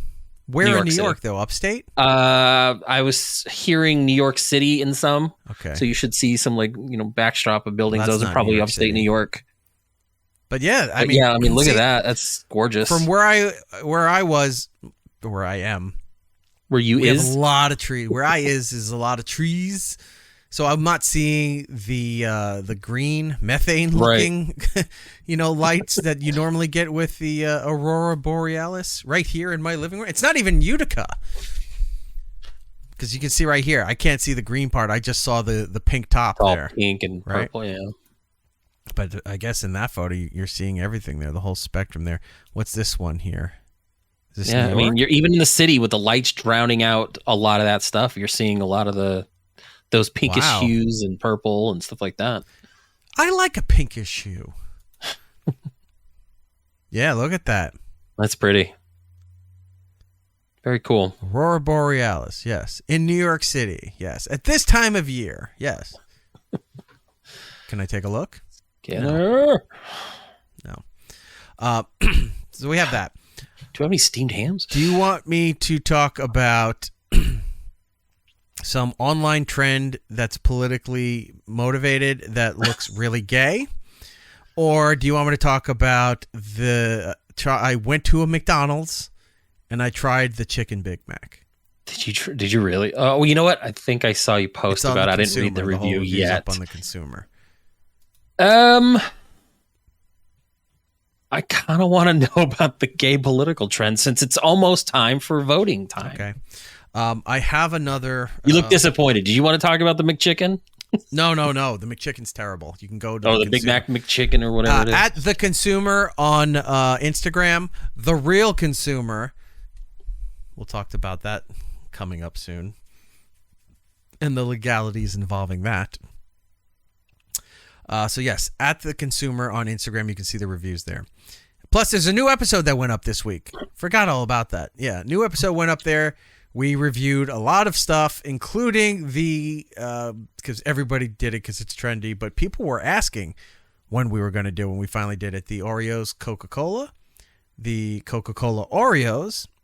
I even went as far as to get the Oreo Coca-Cola Slurpee, which is the third part of that most people don't know. Did not review it on the show. I tried it at the 7-Eleven. It tastes like vanilla Coke. So yeah, a lot of people are going, "Oh, I really liked it. And it's like, okay, it's just sweeter Coke. Look, a lot of the other Coca-Cola flavors they came out were terrible. Those specialty flavors that we tried for the last couple of years, almost all of them were garbage. Especially that marshmallow one. It's like, oh, it's a hint of watermelon. So it's like it's like strawberry watermelon. Yeah, it tastes nothing like it. It's complete garbage. Right. Anyway, so there are other videos like this. But this is a video of a group of guys that are trying to go around to manly places and convince people to vote for Kamala Harris. Now, I'm not laughing. I mean, I'm not mocking the video because of their political affiliation. I am mocking this video because it comes off very gay in their presentation, their mindset, and how they were doing this. Now, I will preference this. Yes, this video is obviously they're trying to get you to vote for Kamala Harris. I said Kamala earlier, but Kamala Harris. Look at you. You're growing as a person. Yes. But it would be equally as gay if it was the other way around. Oh, 100%. So it's the way they're delivering the message that is the problem, not the message that they're delivering. If that makes any sense. It does to me. Here we go. Watch this abomination. Oh, no. Music. I don't want all that. So what we're seeing is they're leaving little notes in various areas of Home Depot to either try to convince you or to shame you into voting for the Democratic Party. This I'm trying to read what that says there. I could see it says Kamala Harris has bigger balls than Donald Trump. Not a ringing endorsement of the Democratic nominee. No. What is this one? He said, Your dad won't know you voted for Harris.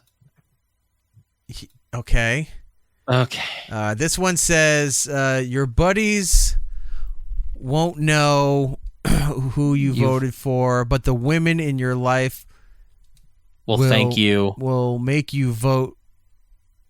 Will thank you. Vote Harris Walz for their freedoms. Like it's poorly written. You can tell there's no punctuation women whatsoever. Don't have this bad a handwriting. Women's handwriting is usually a lot of loops but that is and very hearts girly. And circles and nonsense. But they're just walking around like they're putting it in grills. That one is leaving it by the fire safety safes that you can buy. This guy's putting... Now, this one's dumb, too, but not even what he wrote. But look where he's doing this, right? He's on the giant step ladder. That second tier is where all the surplus storage is. Yeah. No one's looking up there to find this note to like, maybe I shouldn't vote for who I thought I was going to vote for this year. Look at this. It says, MAGA agenda, no birth control, condoms equals condoms forever. Search Project 2025. This one says Donald Trump wants to ban porn, literally. Search Project. But look, he's got my vote now, but yeah. So I thought that, I'm like, all right, this is just some kind of joke. Like this, they're hiding him in the Christmas trees that are in the seasonal section now. So I thought this was a joke. There's a whole series of them. And again, I still thought it was a joke. I thought, look at these puffs.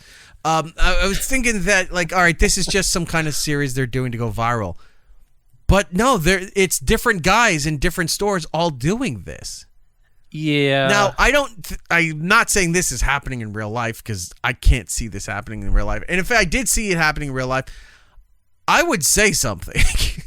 I'd be like, I'd actually be that dick, and I'd go, sir, there's these guys leaving notes and everything, trying to intimidate your customers all across the store here. I think it's something that you need to take care of. I am not feeling safe. I'm feeling very uncomfortable. I don't feel like I want to be shopping here at Home Depot anymore. But, excuse me. Yeah, so these guys, this is a thing that I've been seeing online, and it's being reposted and shared by a lot of feminist groups. And I'm like, I think I understand what you think this is going to do, but again, if it was the other side doing this, I'd still have the equal issue of this is terrible. This is a poor way of trying to get your message up. All this is making you extremely mockable. Yeah, it's not a good look. Like, what would be the reverse of this?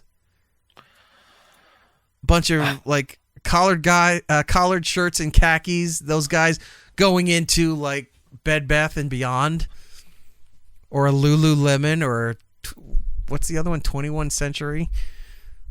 Those yeah, you'd have to go into like a women's clothing store or something to that equivalent, or like a crafting store, like a knitting barn or something, like, you know what I mean? Like you're hiding pro-Trump stuff at a Hobby Lobby. I mean, no, that probably work because they're very religious. But yeah, you know what I mean? Like somewhere where women congregate to do a lot of their shopping, like Forever 21 or something to that effect, and then just putting, a Starbucks, like on the bottom of every cup is like a pro-Trump like slogan. Can you picture the guys? You're just drinking it. Someone's reading the bottom of your cup. And I'm really ashamed that I know this, but guys, you know these things. It happens, right? You know the Victoria's Secret stores in the mall. Sometimes there's two. It's really the same store, but they frame them in two different stores. Like one's Victoria's Secret, one's like their clothing, one's the underwear. Yeah, or something one's like that. One's their or if you have one of the clothing and lotions, and then yeah, it's like, all right, in the center of the store by their cash registers is sort of like their Bath and Body Works section, right? Yeah, and then the women's clothing stuff over there where they have the horrible juicy sweat tracksuits and all that. The second right? you said, I said juicy in my head at the same time. So gross. And then they got the underwear section. But if you got like the fancier malls, there's like another portion that's all like younger girls. Interesting. It's meant for like tweens and teens and stuff. It's gross. But if you have women in your life and you have to go to these stores for whatever reason, they have in most of these stores a table. But it's all loose underwear. Right. They got a tag, but you're just going through a table and these women are picking, like how we would do the DVD bin in a Walmart, the $5 DVD bin. Where you go through here, you stack it up over here. So I'm going to check the right side. All right. There's nothing on the right side. I move it over to the left side, start digging through there. I would get carts and just start putting stuff in a cart. Sometimes I just would huck them over into the candy bin that's over there when no one's looking. Well, women do the same thing with this underwear table. It's just loose underwear that they're picking up, they're looking at it, they're stretching it. It's a sight to be seen and disgusting. But imagine being one of those guys going into that section and you're slipping little notes into the underwear table. How creepy would that look? You'd get arrested. You'd get arrested immediately. I hid this pro-Trump note inside the cup of a bee. Oh, no, thank you. It's all in the. Sometimes the women have the little condom pockets. You ever see those in some of those things? They're just putting them in there. It's essentially the little coin pocket of your pants equivalent that you're never using for anything practical. That's what you got to do. Slip weird messages in the little pocket in a pair of jeans. Because how many times you're going to never like put your finger there, but the one time you do, you're going to find a note put in there 3 months prior. Yeah. Inspected by number 47, sniffed by Gary. And you're like, what? What did I buy? Remember, vote Trump. You know, it's like vote Trump, sniffed by Gary. That's not what we were looking to do here. Gross. But anyway, that was a disturbing trend that I saw. Yeah, that's a stupid trend. It is a very stupid trend. No matter who you're voting for, don't do stupid stuff like that. No matter who the message is that you're delivering, it's the delivery method that is terrible. Right. It needs to be rethought. Ugh, so dumb. Very dumb. All right, we got to take a break. When we get back, television, movie, streaming updates, all the things that are coming up this and next week for you to check out as we head into the Halloween season. A lot of horror stuff coming. Yeah. We'll be right back. More, it's Eric Nagel. It's Eric Nagel. Next. It's Eric Nagel. Follow the show on all social medias at It's Eric Nagel for ways to watch or listen to the show, both live and on demand. Go to itsericnagel.com. Hey, this is Billy Zapka. You're listening to It's Eric Nagel. Segment 2 of the show. Eric Jordan here with you to tell you about television, movie, all the streaming updates. A lot of content out there. You got to watch it fast because Netflix will fucking cancel it as soon as you start to enjoy something. We'll get into that in just a moment here. But as always, we start off this segment with things that we've been watching. Jordan, tell everybody, what have you been watching? I caught up with Agatha all along. How can you not? Yesterday's episode was 20 minutes long. I have not watched it. Jesus Christ. I meant to, but I was watching hurricane stuff all night. So I did not get a chance last longer. Yeah, so I'm going to watch it tonight after the show. I have no inherent problems with the episode as far as content. I don't like this model of we're going to put out 8 episodes, but they're not consistently timed. So one episode could be 30 minutes. The other one's an hour and a half. The other one's 45 minutes. And I hate that because I watched last night and, I was doing something else at the same time. So I was kind of watching, but then I went into the kitchen to grab something. When I came back 5 minutes after that, the episode ends. And I'm like, what the fuck did I miss? Like, did I skip something on accident? Nope. Went back. Total episode runtime is like 25 minutes and there's a 2-minute previously on. So it's a little over 20 minutes. It's kind of a bummer that they're doing that. Whatever. I still like the show. It is what it is. I did watch, like I said, I watched about half and I'm still going through Salem's Lot. Don't have any real issues with it. I like the actors so far. It does feel very made for TV as far as quality goes. So did the original movie. Right, but like that was made in the 70s. So like it makes sense. This is a new movie. Everything has this weird haze on it. The colors seem very weird, like they're enhancing some of the greens, the way it looks, and something's off about it. I don't hate it, but I'm not, in love with this movie. I watched the 4:30 movie like you watched. It's okay. I found the beginning a little boring at first when he's talking on the phone to the girl and they're doing the flashback scene. Just feels like that was kind of forced, but overall I like the movie. It's not bad at all. It made me order Chinese food. Right. I'm like, wow, this movie's really good. No, actually, I just wanted to order Chinese food. That's so good. Which, by the way, we can't serve it because they're serving breakfast. What Chinese food place serves breakfast? Right. I'm like, that threw me off. What is this? I caught up on The Penguin 3 episodes in. It's actually really, really good. I enjoy this show a lot. I didn't think I was going to. I didn't see the point of it, but I'm actually really enjoying it. And then I watched this out of nowhere indie movie on Netflix. It's called It's What's Inside. And I'm not going to tell anybody anything really about it because it's actually something kind of cool that happens in this movie. I can only say that it's kind of a mix of, what is it? What's the Glass Onion? What's that series with Knives Out? That's kind of like a Knives Out mixed with like bodies. Okay. It's very interesting. It's like it's a weird like body swap mystery get together movie. Like all these people get together, some technology switches their consciousness, so now they're all in different, but it's a good movie. It's actually really cool, and it's on Netflix. So I checked that out, and then some of the that's it actors for now. on here we've had on the show. Yeah, so I would say check it out. It's kind of cool. It's interesting. I forgot why we had her on the show for what series. We had Madison Davenport on. Okay. Trying to remember what project she came on for. Not coming to mind at the moment. And the other one is Alicia Dabnam Carey. Okay. She was on the 100. Yes. And she was on Fear the Walking Dead. Mm-hmm. And that's what we had them on for the show. So yeah, no, it's a cool little movie. I didn't know anything about it. I saw it was trending. It just came out maybe like a week ago. And I quite liked it. All right. Where did you see this? Netflix. All right. I will look for that. And it's not a series, so it can't get canceled on you. Go watch it. Nope. That's not get rid of it true. anyway.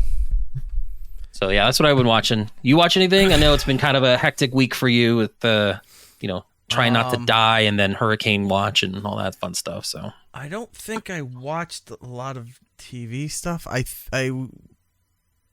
had my time frame all week screwed up. Tuesday night, I thought I was looking for the Agatha episode and realized it doesn't come out till Wednesday.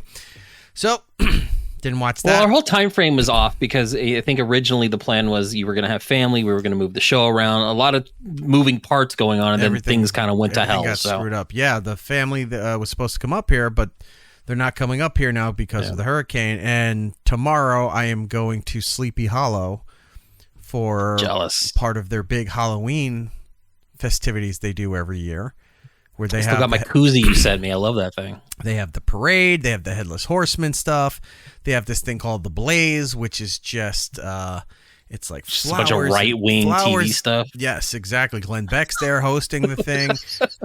Could you imagine? He's Stein's the host of Sleepy Hollow.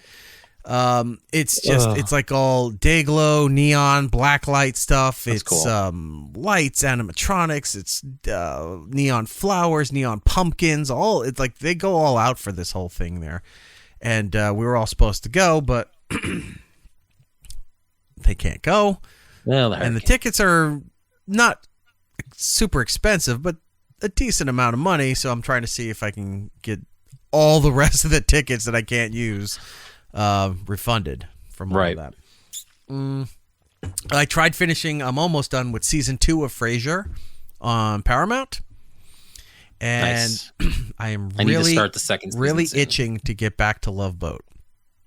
I was flipping through Paramount Plus the other day, and Love Boat was still in the section where I have all my things. Yeah, and I thought the same thing. I was like, last night I was at a point where I ended up watching Nightmare on Elm Street. But before that, I was like, do I want to get into a movie or do I just want to veg out on something that I would just enjoy but not care about? And Love Boat was almost on the trigger on that one. So, yeah, I think I kind of want to do this. I want to call the series exciting and new ... to me, right? Yeah. So you and I will do a Love Boat breakdown. I'm all for it. Now, here's the thing. The trick is not to break down each episode like everybody does, because those start off and they mean well, but they never finish. So, I think I'll go through the whole first season again. I'll pull the clips if I still have them from the last time, but if not, I'll pull the clips. We'll bring them out, and we'll just do little specials. Yeah, they have a hurricane. That episode of the hurricane, right? Remember? So we'll go through. We can point out all the same people that show up in the Bon Voyage videos and when they decided to change them. Lady in her.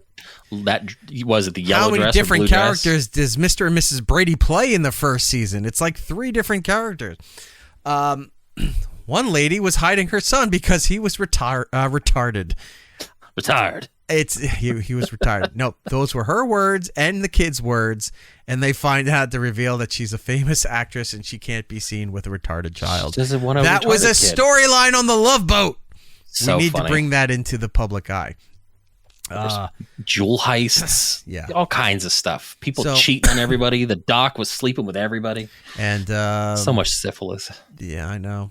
There's the episode where O.J. Simpson was on there, which was a lot of fun. Didn't they? Yeah, well, yeah. I want to. We'll do a rewatch. That's fun. We'll do a rewatch of this thing, but it'll just be highlights. It's not going to be anything. We're not going to analyze the finer points. And it's going to be everything you hope it's going to be. We're going to show you all the suggestive and accidental nudity. That's every time you're next to the pool. We're going to show you all the stuff you're not supposed to be zooming in on. We are going to zoom in on that Bartholomew's stuff. correct. Charo just swinging those things around willy-nilly. She was on an episode. I think 2. There was a couple of things that I couldn't even post when I was doing this on Instagram. There was a couple of things, and I showed Jordan. I'm like, I can't even post this on Instagram because, like, there's girls in skimpy bikinis coming out of the makeshift pool while Gopher and Doc or wherever talking in the front. In the background, women are getting out. There's shits all over the place. And this was on network television. God bless, Aaron Spelling for all of this. But still, it needs to be discussed. So we will do that. Look for that. All right. Other than that, I don't think I really was watching anything else. I watched some Simpsons reruns because me too. I watched an old Treehouse of Horror, but was from 4 years ago, and it started off with the election stuff with Biden and Trump, and I'm like, I just randomly picked a Treehouse of Horror and didn't even think about the timeline of it. It was just kind of funny. Perfect timing. Yeah, I watched that too. I watched obviously the hurricane episode. Of course, I watched the episode of the one where Lisa falls for Nelson. Oh, that's a good one. She's like, nuke the whales? Well, gotta nuke something. Touche. Yeah, I watched a handful of those. Anyway, moving on. Here's what's out in theaters this week if you're looking for something to go and enjoy. Terrifier 3. I have no cares about this movie. I can't wait. But I know Giddles is happy for it. Jordan's happy for it. I'm happy. If you like schlocky horror movies, this is for you. Gonna make so much money. So go out there and see that. It's gonna kick Joker's ass, and which is gonna be hilarious. Destroy it. Saturday Night is also going to be available, which I'm very curious to see, and it's about the first season, the coming together of Saturday Night Live. Well, it's the first 90 minutes leading up to the first show. Like, it's a very condensed timeline of all the shit that went wrong before they went to air the very first night, and it's interesting. The Apprentice, which is the Donald Trump movie with Sebastian Stan. Yeah. And what's Piece by Piece? It is a life documentary of Pharrell Williams' life done in Lego. So he made a movie about his life, but it's completely done like the Lego movie. It looks funny. What a way to do that. It's like, hey, I'm going to tell the story of my growing up, but let's do it all in Lego. And it's kind of interesting. So... All right, I'll check it. I'll check out a clip or two, but I can't imagine being overly thrilled to watch that. No. Available on video on demand, wherever you get your movies. Beetlejuice. Hellboy the Crooked Man. Is that animated? No, it is a live action movie. My brother watched it today, and he didn't even finish it. It's that bad. He's like, this is terrible. And he would send me clips, and the dialogue is terrible. It's not any of the previous actors. They got some random actor that I think was Black Tom Cassidy in the second Deadpool movie. And it looks like it was made for like $1,000 in Romania. Like, it just looks super bad. They were going to release it in the theaters, and then they realized this is probably a bad idea, and then just made it video on demand. So it's out if you want to watch a train wreck. It looks horrible. Does it tie into anything else with the Hellboy stuff? Nope. It's not a continuation of any previous movies. It has nothing to do with it. Harbor's not in it. Like, it's almost like they made the movie to keep the rights, kind of thing. Like sometimes they'll do a movie just because I don't even care if Harbor's not in it. His version wasn't good either. Was terrible. No, unfortunately, the two ones with Ron Perlman were the good ones. Yep. And that continues the streak more, here. But whatever. Yeah. And then Never Let Go, which is what? Never Let Go. What? Hold on. Oh, that's that Halle Berry horror movie set in the woods. Like, it was in the theater like last week, and now it's on video on demand almost immediately after. It looks like a horror movie. I have no idea what it's about. It looked bad from the preview that I saw, and then it just disappeared in the woods. Black Cabin in the Woods. You know how they have to put black in front of that? Blackula. Right. All that stuff. Ooh, Blackula would be fun. On Netflix, Tomb Raider, The Legend of Lara Croft, and Bad Boys Ride or Die. Have fun with those. HBO Max. Tomb Raider looks good. We just talked about the actress Haley Atwell who did Peggy Carter. Mm-hmm. She's the voice of Lara Croft in this animated prequel. I've never seen any of the Tomb Raider movies. I don't think you're going to need to care about the movies. This is just like a character beginning. Like, it has nothing to do with the movies. So I think you'd be fine. If you wanted to see something cool animated, that'd be fun to watch. HBO Max, you have the Penguin series, which Jordan is just enthralled with. Disney has Agatha All Along. Disney Plus also had live Hurricane Curve. I was watching some of it on Disney Plus yesterday. It was so weird. Interesting. Oh, look at those stuff. They're all laughing. Mickey. We're closing it down. I think Pizza King actually liked the Penguin as well. If you want to check out his comment there. Oh, there it is. Pizza King for $5. Thank you, sir or ma'am, or whatever the case may be. Penguin has been a surprisingly good series, so much better than Gotham. I liked Gotham for a while, and then the first 2 seasons got weird. It got weird when they started making it all about Jada Pinkett's character. What was her? Fish? What was Fish Mooney. Fish Mooney. When they started really focusing on her, and it's like, who the fuck cares? Like, nobody cared about Fish Mooney and all that other nonsense. We used to have I can't remember his name now, but he played Penguin in Gotham. Robin Lord or something like that. Yeah, Robin Taylor Lord. Robin Taylor Lord. He would come on our show all the time just because he lived near Sirius. Right. And we told him, it's like, hey, come back anytime. He's like, really? So he would write. He's like, hey, I'm in town. Can I stop by? Yeah, come in. So sure. You're on a major TV show, and he was a very nice guy. He's pretty cool. I don't know what else he's been doing, but the guy who ended up playing the Riddler, he is playing Chevy Chase in Saturday Night. So you'll recognize him as Chevy Chase. Okay. Yeah. Trying to see what Robin Lord Taylor has been doing since then. He was in a show called Kevin Can F Himself. Oh, yeah, that's the one with the sister from Schitt's Creek. That's the one I kind of told you about, where it looks like there is a he was in John Wick 3. What was he in John Wick 3? He was an administrator. One of the people they call, I guess. Oh, yeah, he was one of the tattooed people that, hooked the chicks up with on the switchboard. I saw him briefly. Yeah, that's right. Okay. Yeah, it was very, very tiny role in that.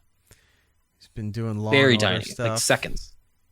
What does he have upcoming here? He's something called Jimmy King, which I don't know what that is, but good on him for to keep working. All right, so that's everything that's out this week here. In theaters next week, Smile 2, which I thought that movie was weird. And there's another movie I didn't series. think it needed to be. There's another franchise that's ripping that off too, right? Isn't there something that just was out that's like Smile, where the guy is going like this? I don't know. They were making weird faces. I don't know. The horror movies are so easy to make. They're cheap, and you put them out there, and any money they make is always a win. So it's going to make some money. Yeah. I didn't really think the first movie was all that great. Oh, he was that guy in Kevin Can Fuck Himself. Mm-hmm. Didn't recognize him without the penguin here. Yes. Sim Sum to Arg. That's a lot to say. Eric, when's your movie coming out? I don't know. I optioned that thing many years ago. I took the check, and they have it. So, well, if you can find it, go find Soda from our friend Club Soda Kenny. Hello. The trailer's out there. Yeah, it is. Hello. All right. Moving on with other news stuff here. Jingle Ball. We mentioned that because we're part of iHeart. Jingle Ball announced its 2024 lineup. Say what you want about it. It's one of the biggest concert tours that they do during the year, especially around the holiday times. There's nothing really, unless it's a Mariah Carey concert, there's really nothing outdoing a Jingle Ball concert in the month of December. The Jingle Ball Tour has been announced. This season's iconic holiday music event will feature artists including Katy Perry. How do you say SZA? I have no idea. I just saw her on Hot Ones, and I'm like, is it SZA? Like the RZA, the Jizza? I don't know. So yeah, probably SZA. Tate McRae, Jack Harlow, 21 Pilots, Teddy Swims, Meghan Trainor. Nope, that's the New York one. That's not what I was talking about there. Meghan Trainor, Camila Cabello, Kane Brown, Jason Derulo. Who knew Jason Derulo was still doing anything? Benson Boone, Gracie Abrams, and more. And we'll make stops in the cities Dallas, Fort Worth, LA, Chicago, Detroit, New York City, Boston, Philadelphia, DC, Atlanta, and Miami. Fans will be able to catch all the action on iHeartRadio as the iHeartRadio Jingle Ball Tour stops will be part of an exclusive network special on ABC airing December 18th and then the next day on Hulu. Very cool. Now, this is the one we care about because this is the one here in New York. Madison Square Garden, December 13th. Katy Perry, Tate McRae, 21 Pilots, Teddy Swims, Meghan Trainor, the Kid Leroy? Leroy. My kids are obsessed with that guy. What does he do? He does... Is there a song that we would know? Probably not. All right. Madison Beer, who I've actually... I was her escort, whatever you call them, backstage when you bring them around the stage and everything, for a couple years. So Madison's very nice, very sweet. Benson Boone, Gracie Abrams, Shabuzi. I like the name. I don't know what that is. Right. And NCT Dream, which sounds like some kind of dance group or cheerleading company. I don't know. Or drug that I got to take. So get your Jingle Ball tickets if they're not already sold out, but you could win them nationally. All right. We got to talk about Netflix for a moment here. I've got a few on here, and the problem with Netflix. Now, Netflix is the leading streamer out there. I get it. They do a lot of things right. But they do something wrong. They do it very, very wrong. To the subscriber, the consumer, whatever you want to call them, people like when a series is put out so I can binge watch all the episodes all weekend, right? But here's what happens. Over time, people have gotten very wary about shows coming out because they're afraid to try them. Because Netflix has a history of canceling shows, usually in the second season, right? Now, more so, they don't even get the second season. So, by today's mindset, people are even more off-put to try to watch new shows. Because in Gittle's case, he goes, why bother? They're just going to cancel it anyway. He's right. And they don't watch it. We had that problem with 1899, which was a fantastic show, but they canceled it after the first season. Mm-hmm. Other shows, they get to... I think there was a show called The OA that was on Netflix a while ago. I think there was like 2 or 3 seasons, and then they didn't really finish the real story. There was some German show that was The Dark, I think it was called, something. Yeah, it was like a Swedish show. Yeah, I remember that one. Which was very popular, and they canceled in their 3rd season. Well, Netflix puts this stuff out there, and if it's not instantly now, the numbers aren't instantly amazing, it gets canceled. I never thought I would be at this point, but in the last couple of years, my mindset has been more release it weekly. I know it kind of sucks. Everyone's impatient. I get it. But it proves that it builds an audience because you're sitting there waiting for it the next week to come out. Some people wait for the whole season to come out and they watch it then. They take that into consideration as well. After the last episode is out, they see an influx of people that come in to binge watch all the episodes. But when you put a show out like that's not been tested, that's not popular, doesn't have the word of mouth, and you put it all out there, people nowadays just go, I don't want to watch this because it's going to get canceled, or I'll wait for another season or 2 because I want to sit there and do a big binge watch and watch everything. Well, you don't get to that point anymore because Netflix cancels everything. And they just did it with a show we've been talking about for weeks on end. I have gotten so many people to watch this show. Me too. Because I've talked it's a fantastic show. It's very well done. It's very well cast. Hollywood agent Rob Stark even liked it. And we all don't usually agree on like the same things. Right. So they canceled Chaos. So fucking disappointing. Which is a story, a show about Greek mythology. What if the gods were alive and around by today standards? By the way the world is today. And it was led by Jeff Goldblum, who plays Zeus. It's fantastic. It's a great show. There were parts where they show the underworld. It's in black and white. Fantastic. Great way to do it, People who are too. dead, who are living in the afterlife as part of the story, it's in black and white. But when they cross back over, it's back in color. Like, they really take the time for the detail to show you where people are in the hierarchy of life and death, their importance, their roles, all of these things. The mythology is there. Bartholomew was saying, I was just about to watch Chaos 2. I'm not saying don't watch this show. It ends absolutely in a way where, yes, it can continue, but it doesn't feel very open-ended in a way. Like, it does and doesn't. Please watch the show. Like, canceled or not, this is still a fantastic show that should be watched. Regardless. Well, just watch the show. After watching the first season, which I think is only 8 episodes? I think it was 8 episodes. But they're an hour long episodes. So you got a lot for your money on that show. Mm-hmm. It ended, and I was really excited for season 2. I'm like, I can't wait for season 2. Yeah. Eddie Izzard is in there. He's fantastic. He plays one of the Fates. So good. But they canceled it. Yep. There's nothing we can do. And they do this shit all the time. And the other thing that they do poorly now is they've gone the HBO Sopranos route with years in between seasons. You've got Squid Games 2 coming out. Yeah, December. There's no buzz about it. Now there might isn't. There might be a big push in December because it's coming out the day after Christmas.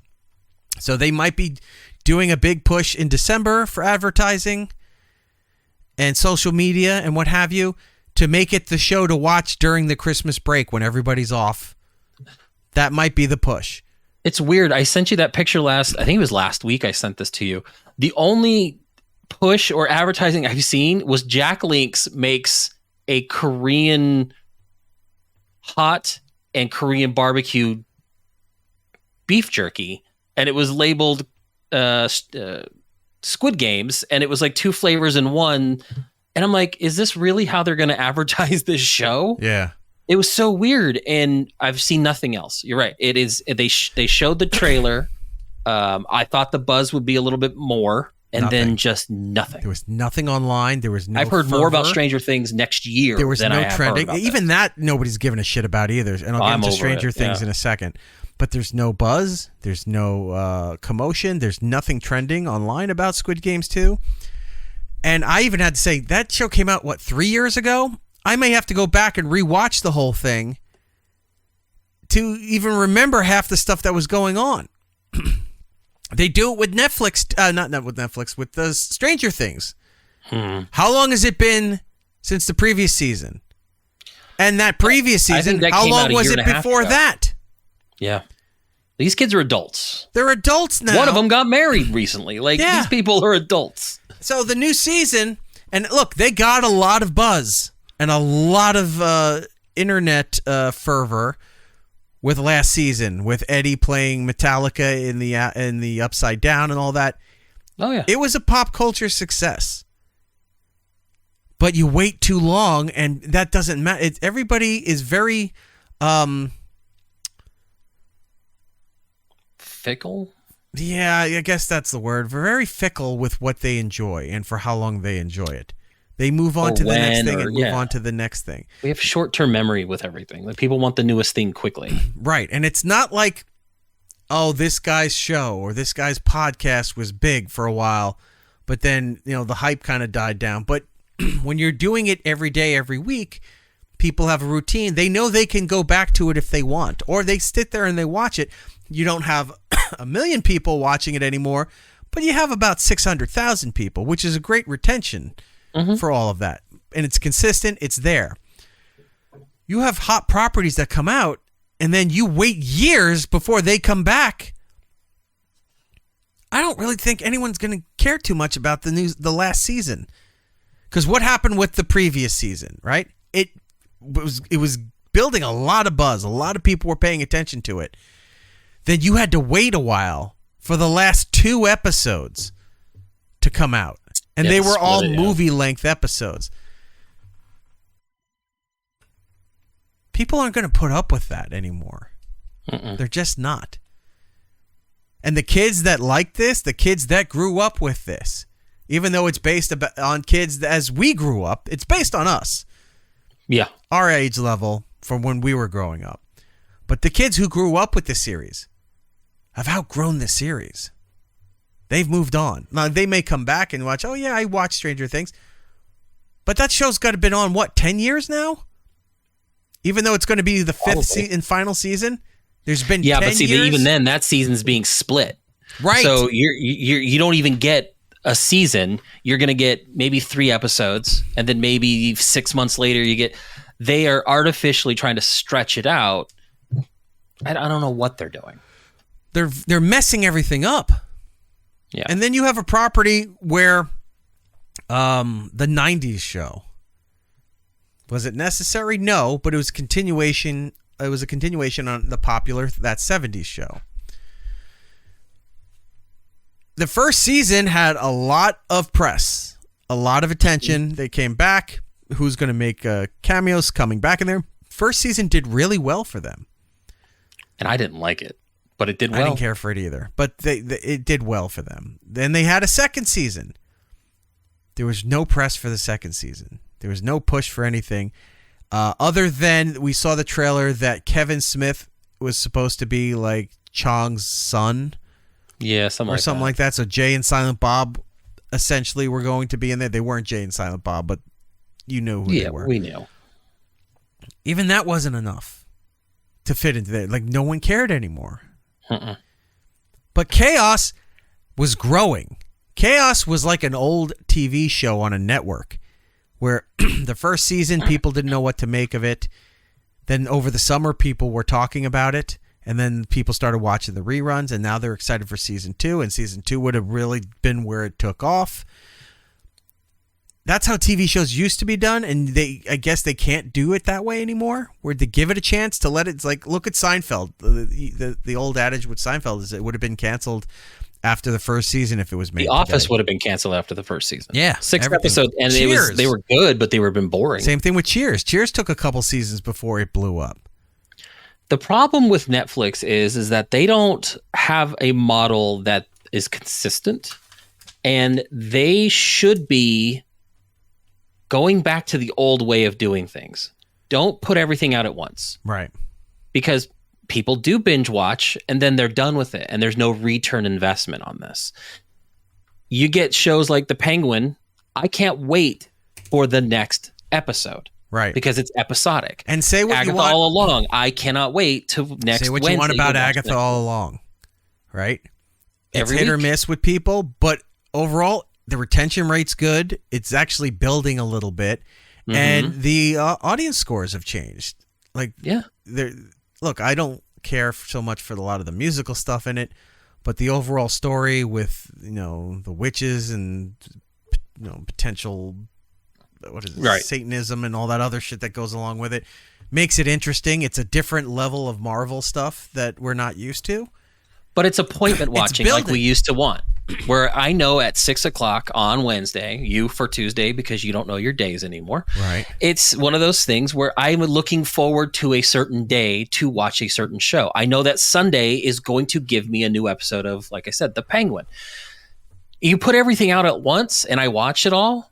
I may talk it up to people, and Chaos is one of those ones I did talk up a lot to everybody, but they may not get to it right away. They may not get to it that first 2 weeks. They may not do it within the first month, but they'll watch it eventually. Bartholomew just said, I was going to watch Chaos. Good for you. Do it.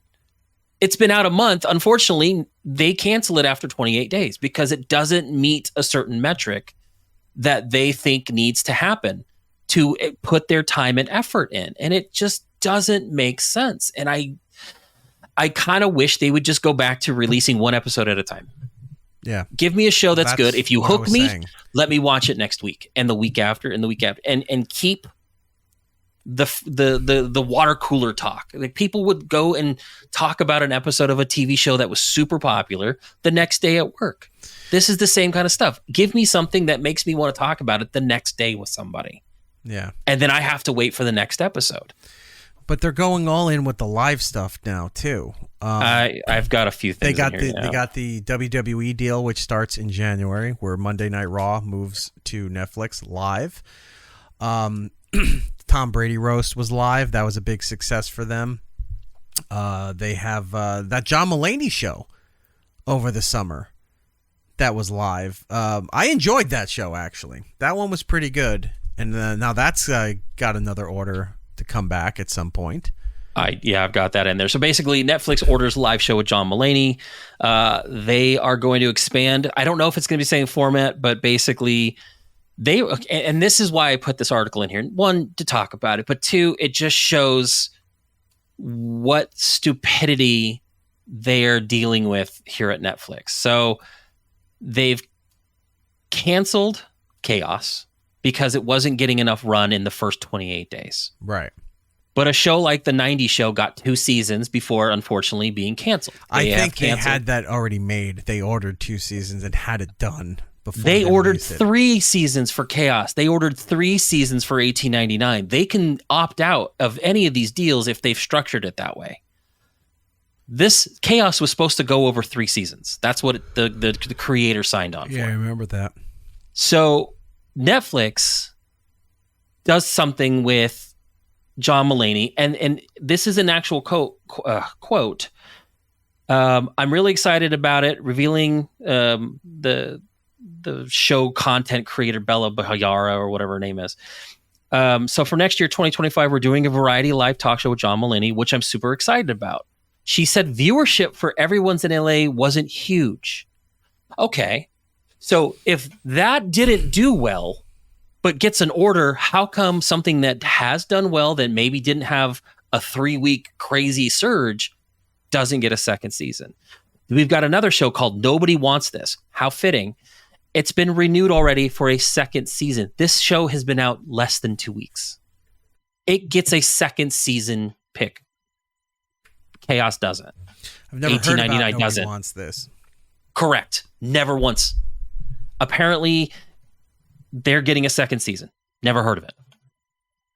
It does their model of what they decide to throw money at. No idea. It's very ADD. I don't understand it. No. It's very frustrating because it doesn't allow people to care about anything. And it's just like, it sucks because Chaos is now going to live in this time capsule where this was such a good show. I don't know if it's a show that could be shopped somewhere else. I don't know if anyone's going to want to put the money behind it. I hope they do. I really do. Because it was very well done. Perfect, yeah. And it was nice to see Jeff Goldblum be an asshole. He was such a dick. It's been so long since he's portrayed that, and he was really good. You forget, like, oh my God, he has such range. He's so good at this. Yeah, but it's an understated kind of an assholeness where, like, he was just kind of a dick, but not really. And then there was that episode where he just showed that he can be a real fucking bastard. And it was like, holy crap, this is a good show. Right.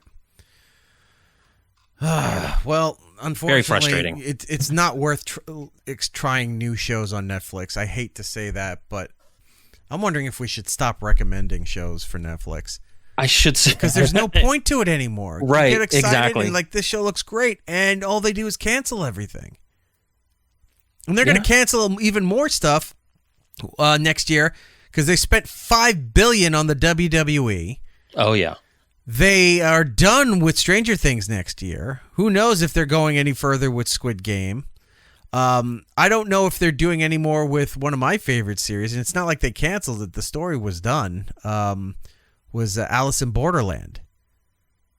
3 seasons on that one, yeah. Yeah, I think there was 2 or 3 seasons on that one. That was good. So I don't know if they're going to do any more with that. That might just be done. But, I mean, look, we had that problem with 1899. We loved it. And they just super yanked good. the rug out of that. And then Chaos, we're like, Chaos is amazing. It's got Jeff Goldblum. It's got Eddie Izzard. It's got all these people in there. It's like, it's going to do well. And nothing. No. And everybody that I've ever recommended it to that has watched it says that was awesome. My sister loved it. I bet my mom, you if that show was on HBO, it'd be winning awards. Yeah. Because this is a perfect example of a show that does diversity without making it feel like they're throwing it in your face and making it a big ordeal. Right. Everybody played their part perfectly. Everyone's represented perfectly. The story was good and the story made sense. And there's no point in getting into a show on Netflix. And at this point, I've got so much other things I could watch. I don't even know if I want to keep Netflix. Because they keep just taking things out of the rotation that I can always just get something else everywhere else. Here's yet another comedian special that is not going to be that great.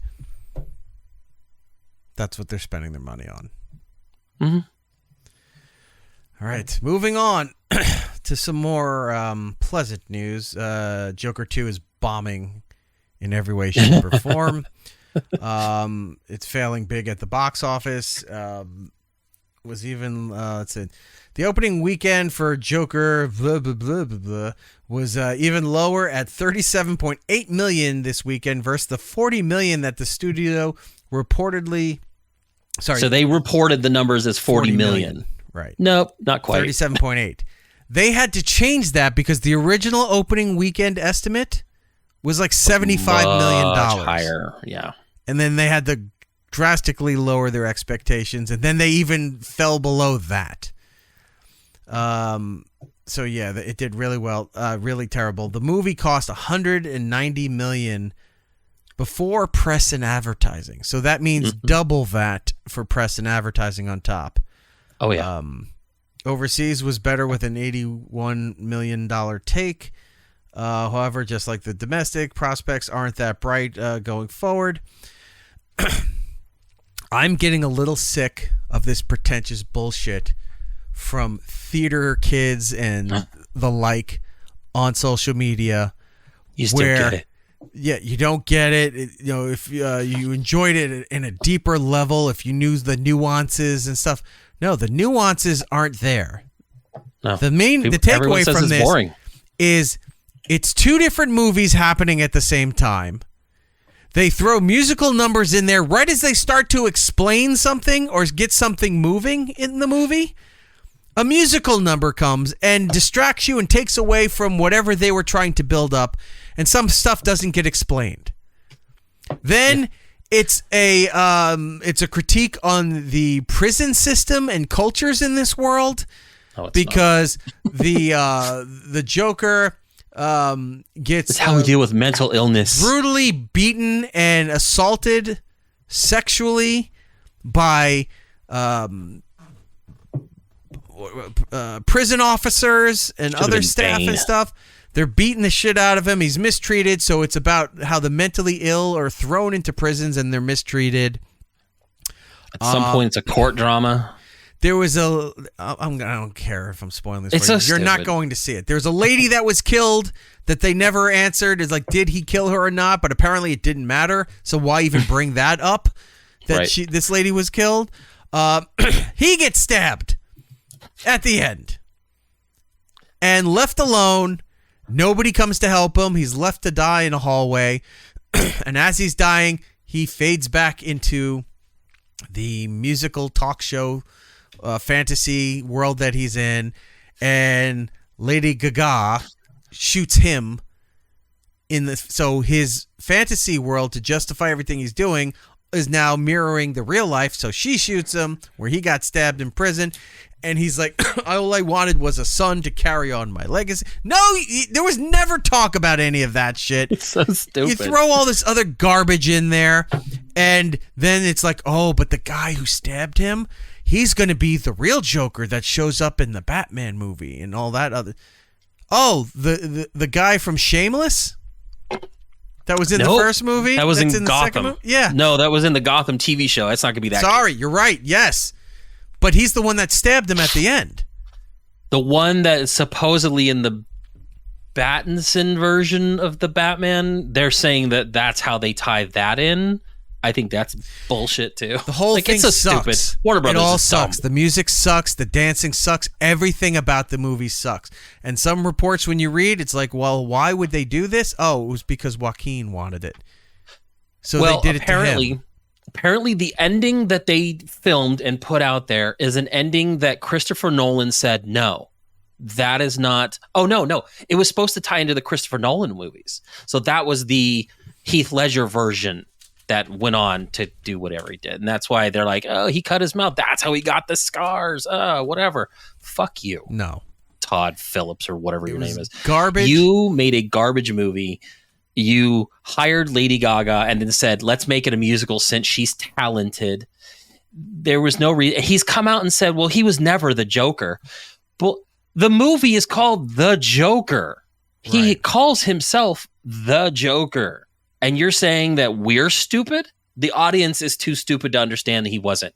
No shit.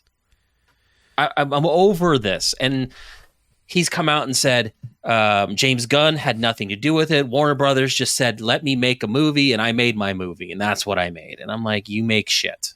The Hangover isn't as good as people remember it. Okay? It's stupid shit movies for shit people. Get over it. The Joker's dumb. I'm so tired of Warner Brothers.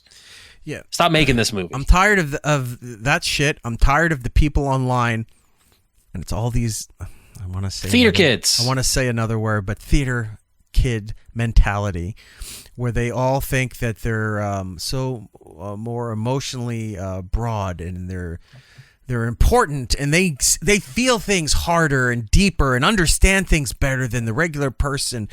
And then it's like, you're all losers who get shunned, and this is your way of trying to reverse that, saying, oh, no, it's really you, the general public, that are the terrible people. We're the what? It's like, no, there's a reason why you're being chastised and made fun of, and rightfully so. Because this movie needs to make $450 million to break even. Not even to make money, to break even. It's not going to do it. And it'll, mark my words, before Thanksgiving, this movie will be streamable. I'm telling you now. I don't care. I'm not watching I'll never say this again.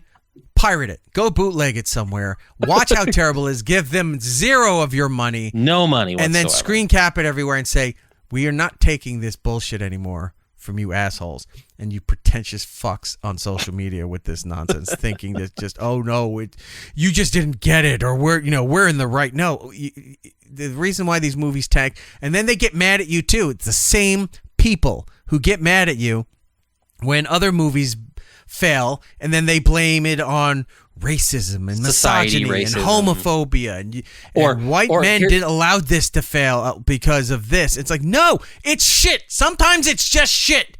And you don't understand that, or you refuse to understand that and accept that it was garbage. Here's what other people are going to come out and say. Well, it's superhero fatigue. Fuck you. Deadpool and Wolverine made a bajillion dollars. It was just poor writing and poor production. Yeah. Everyone knew that. It wasn't superhero fatigue. You know who said superhero fatigue? People who weren't watching superhero movies. People who like DC, people who like Marvel, or people who like anything in that genre. We're all like, I wanted to like this, but it was so terrible. I wanted to like this, but why Ant-Man? Why was Ant-Man involved with this? Why was it? Those were the conversations being had. Mm-hmm. And again, it's not because, you wanted it to fail, so it failed. No, the casting can be wrong. The dialogue can be wrong. The production, the writing, all of that can be wrong or off the mark. Or you're trying to tell the audience what it likes when the audience is trying to tell you what it likes. You know why? When people say there's people who shit on Deadpool and Wolverine, because it's fan service and it was catering and all that. Yeah. Okay. To almost $2 billion. It gave the audience exactly what it wanted so they could move on to the next phase of Marvel stuff. This is how into that movie I am. They just did the pre-orders for the physical media versions of Deadpool and Wolverine. And because the steelbook that they're releasing has alternate covers of Wolverine and Deadpool very small, and then Deadpool and Wolverine, I bought both. It's going to cost me $100. There's no reason for this. Eric's probably going to get a free code out of it. Nice. Fuck yeah. Good for that. It's a great movie. A quick side step from the theater people and film snobs online. where it also devolved into Megalopolis, the Francis Ford Coppola movie that bombed. Mess. Here's what somebody wrote. Megalopolis only seemed indulgent by the impoverished standards of American popular cinema, which has been so degraded by anti-intellectualism by this point that even Steven Spielberg, Martin Scorsese, and Wes Anderson are mocked as being pretentious. No, Wes Anderson has always been a bit fucking batshit crazy with his stuff. But Wes Anderson also has a broad scope of what he's done too. He said scrote. I'm like, gross. I said scrope, but he's a very broad scope of what he's done. So you're allowed to get weird. Yeah. Everyone makes a studio movie, and then everybody gets their art film. Steven Spielberg used to be able to say that, but he doesn't take chances on things. He doesn't care anymore. He doesn't care anymore. So he makes either super massive budget, high end Hollywood pieces, or Ready Player One. Art level style stuff. Yeah, like you can't criticize Spielberg stuff. You certainly can. Indiana Jones 4 was terrible. What was the other movie he had out recently? He didn't do that one, though. He only produced. He produced it. Yeah. Yeah, he didn't direct it, but he was part of it. Producing means he funded it. He was part of Indiana Jones 4. Right, but the first three movies were known. It was George Lucas, Steven Spielberg. Correct. Even though Lucas directed it, Spielberg produced it. It went hand in hand. They did the same thing for 4, so you can't walk away from that one unscathed. No, but it's all part of that this last stuff. one too. Look at the Halo show that he put out. You want to talk about pretentious? When they were telling the video game clientele, the fans of that franchise, when they were saying about I keep calling him Master Chief. With his helmet. Oh God, make that movie. Yeah, right. Make just Halo. Meatwad running around with Master Shake and armor. Yeah. Where they were saying it's like, well, I don't care what the video game lore, the story lore of this was, or what the audience that loves this franchise. People aren't going to sit there and tolerate a conversation or understand or put up with when it's somebody talking and they don't have their helmet off and they're not making face-to-face contact. And they took the helmet off, and everyone's like, this is garbage. This is where are you going with this? I don't like this. And both seasons bombed. Both seasons bombed, and spectacularly because they cost a lot of money. Yeah, they were like $10 million per episode. Right. Same shit's going on right now with the Lord of the Rings series. What is it, Power of the Ring? That's on Amazon. That's getting its teeth kicked in every week when an episode comes out about how much they're screwing that up. Star Wars has been going through it for a long time. Oh, but it's racism, it's misogyny, it's this and that. Or the show sucks. Acolyte was terrible. Deal with it. It was just bad. The shows on Netflix that are getting canceled were not bad. Those are good. They were very good. They just were not given the opportunity for people to find them. Totally different situation. The reason why I brought up Megalopolis, so that guy said about Megaflopolis, because it's anti-intellectualism and stuff like that. That anything they put out now are being mocked as pretentious. This was followed up with movies like this only seem indulgent because we're so deep into the era where everything has to be unmitigated fan service. The cinematic equivalent of cooking the Whopper exactly how the customer dreamed about it being ordered, or else it's considered a complete waste of time. Or worse, a form of acting out by some bratty person who thinks they're an artist rather than what they presumably are, an employee of whomever bought the ticket. Fuck all of you people. I even heard you saying that. I'm not a violent person. I don't even want to deal with people in general, even people that I like. But if I was sitting there and I heard you say that, I'd walk over there and I'd probably push you. And then go, what the fuck was that? And it's like, shut up. Get your head out of your ass, you pompous fuck. This is why no one likes you in real life and why no one likes you online. It's great. It's fine to not be liked online, but when that translates to real life and they hate you, you deserve it. And I almost said that word. You people deserve it for this shit. What do you mean, you people? I'll take that on. I'll gladly argue that. The other thing, if that would have came out, I'd have no defense. That was just utter vileness and hatred coming out for it. Anyway, fuck you, Netflix. There we go. That's how we end it. All right, the rest of the stories we can do next week. There's nothing. Oh, here's a shining star out of all of this. Velma was canceled at HBO Max. You, Velma. Velma was terrible too. No one liked it. Nobody wanted it. 3 episodes of the first season. You screwed everything up with it, and I wasn't even the biggest Scooby-Doo fan, but I know there's a lot of people who love, like, even those cheap movies that they make, where they tied in with the Flintstones, they tied in with WWE. Those Scooby-Doo movies made bank for a lot of people. They make a lot of money, yeah. Yeah, Velma was pandering bullshit. Good. Glad it's done. Goodbye. Bring back chaos. All right. Bring back chaos. We need to get that's the show title. We got to keep that going out there. Bring back chaos. We do. All right, we do need to get out of here. It's plug time. So, Jordan, do you have anything to plug? No. You want to come hang out on Twitch? Like, again, I'm going to start doing some streaming stuff. Lots of video game stuff out there to do.